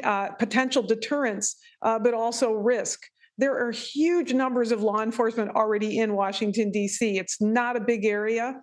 So I understand now they're talking about deploying another 500. And to me, as selfishly, I guess, as a law enforcement officer, I feel that is 500 more National Guard officers, officials who might be, National Guard soldiers who might be at risk. Former FBI Special Agent Catherine Schweit, thank you very much. I appreciate it. We're going to continue our coverage here. We may, in fact, switch our attention to some other topics. We'll let you know that when we come back.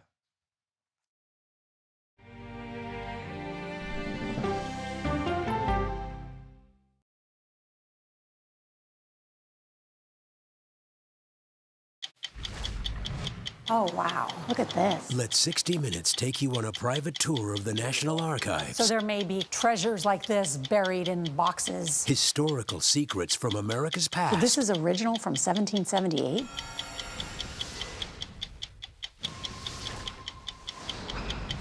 I'm Natalie Morales. Listen to 48 Hours NCIS wherever you get your podcasts. To be moderator of Face the Nation is not an anchor, it's not an actress. You are up here to moderate a conversation. That means bringing the most powerful stakeholders to the table to become better informed. Go to the ends of the earth. We'll hit the heights. And reach for the stars. Star power. I like it. Ta-da! I want to be part of this. Because there's always something new under the sun on CBS Sunday morning. No matter how you start your day, one thing is clear. CBS Mornings is the best way to start your day. I can see clearly now. My morning routine. The first thing I do when I wake up is turn off the alarm. I try to remember where I put my phone down. One alarm goes off at 4 a.m. I need not one, not two, but And I'm out the door at 4:15. 3 snoozes to get out of bed fully coherent. How much detail are you looking for? I love a bath full of bubbles. The more bubbles, the better. I'm very quick with the actual coffee, shave, shower, dressed out the door, but all around that is just pure chaos. For example, this morning, these are dirty socks. You want my honest answer? Am I a morning person? I gotta be honest. I wish morning started at like 10 a.m. Can I say that? Clearly. It's a bright, bright, bright way to start your day. CBS Mornings weekdays at 7 on CBS.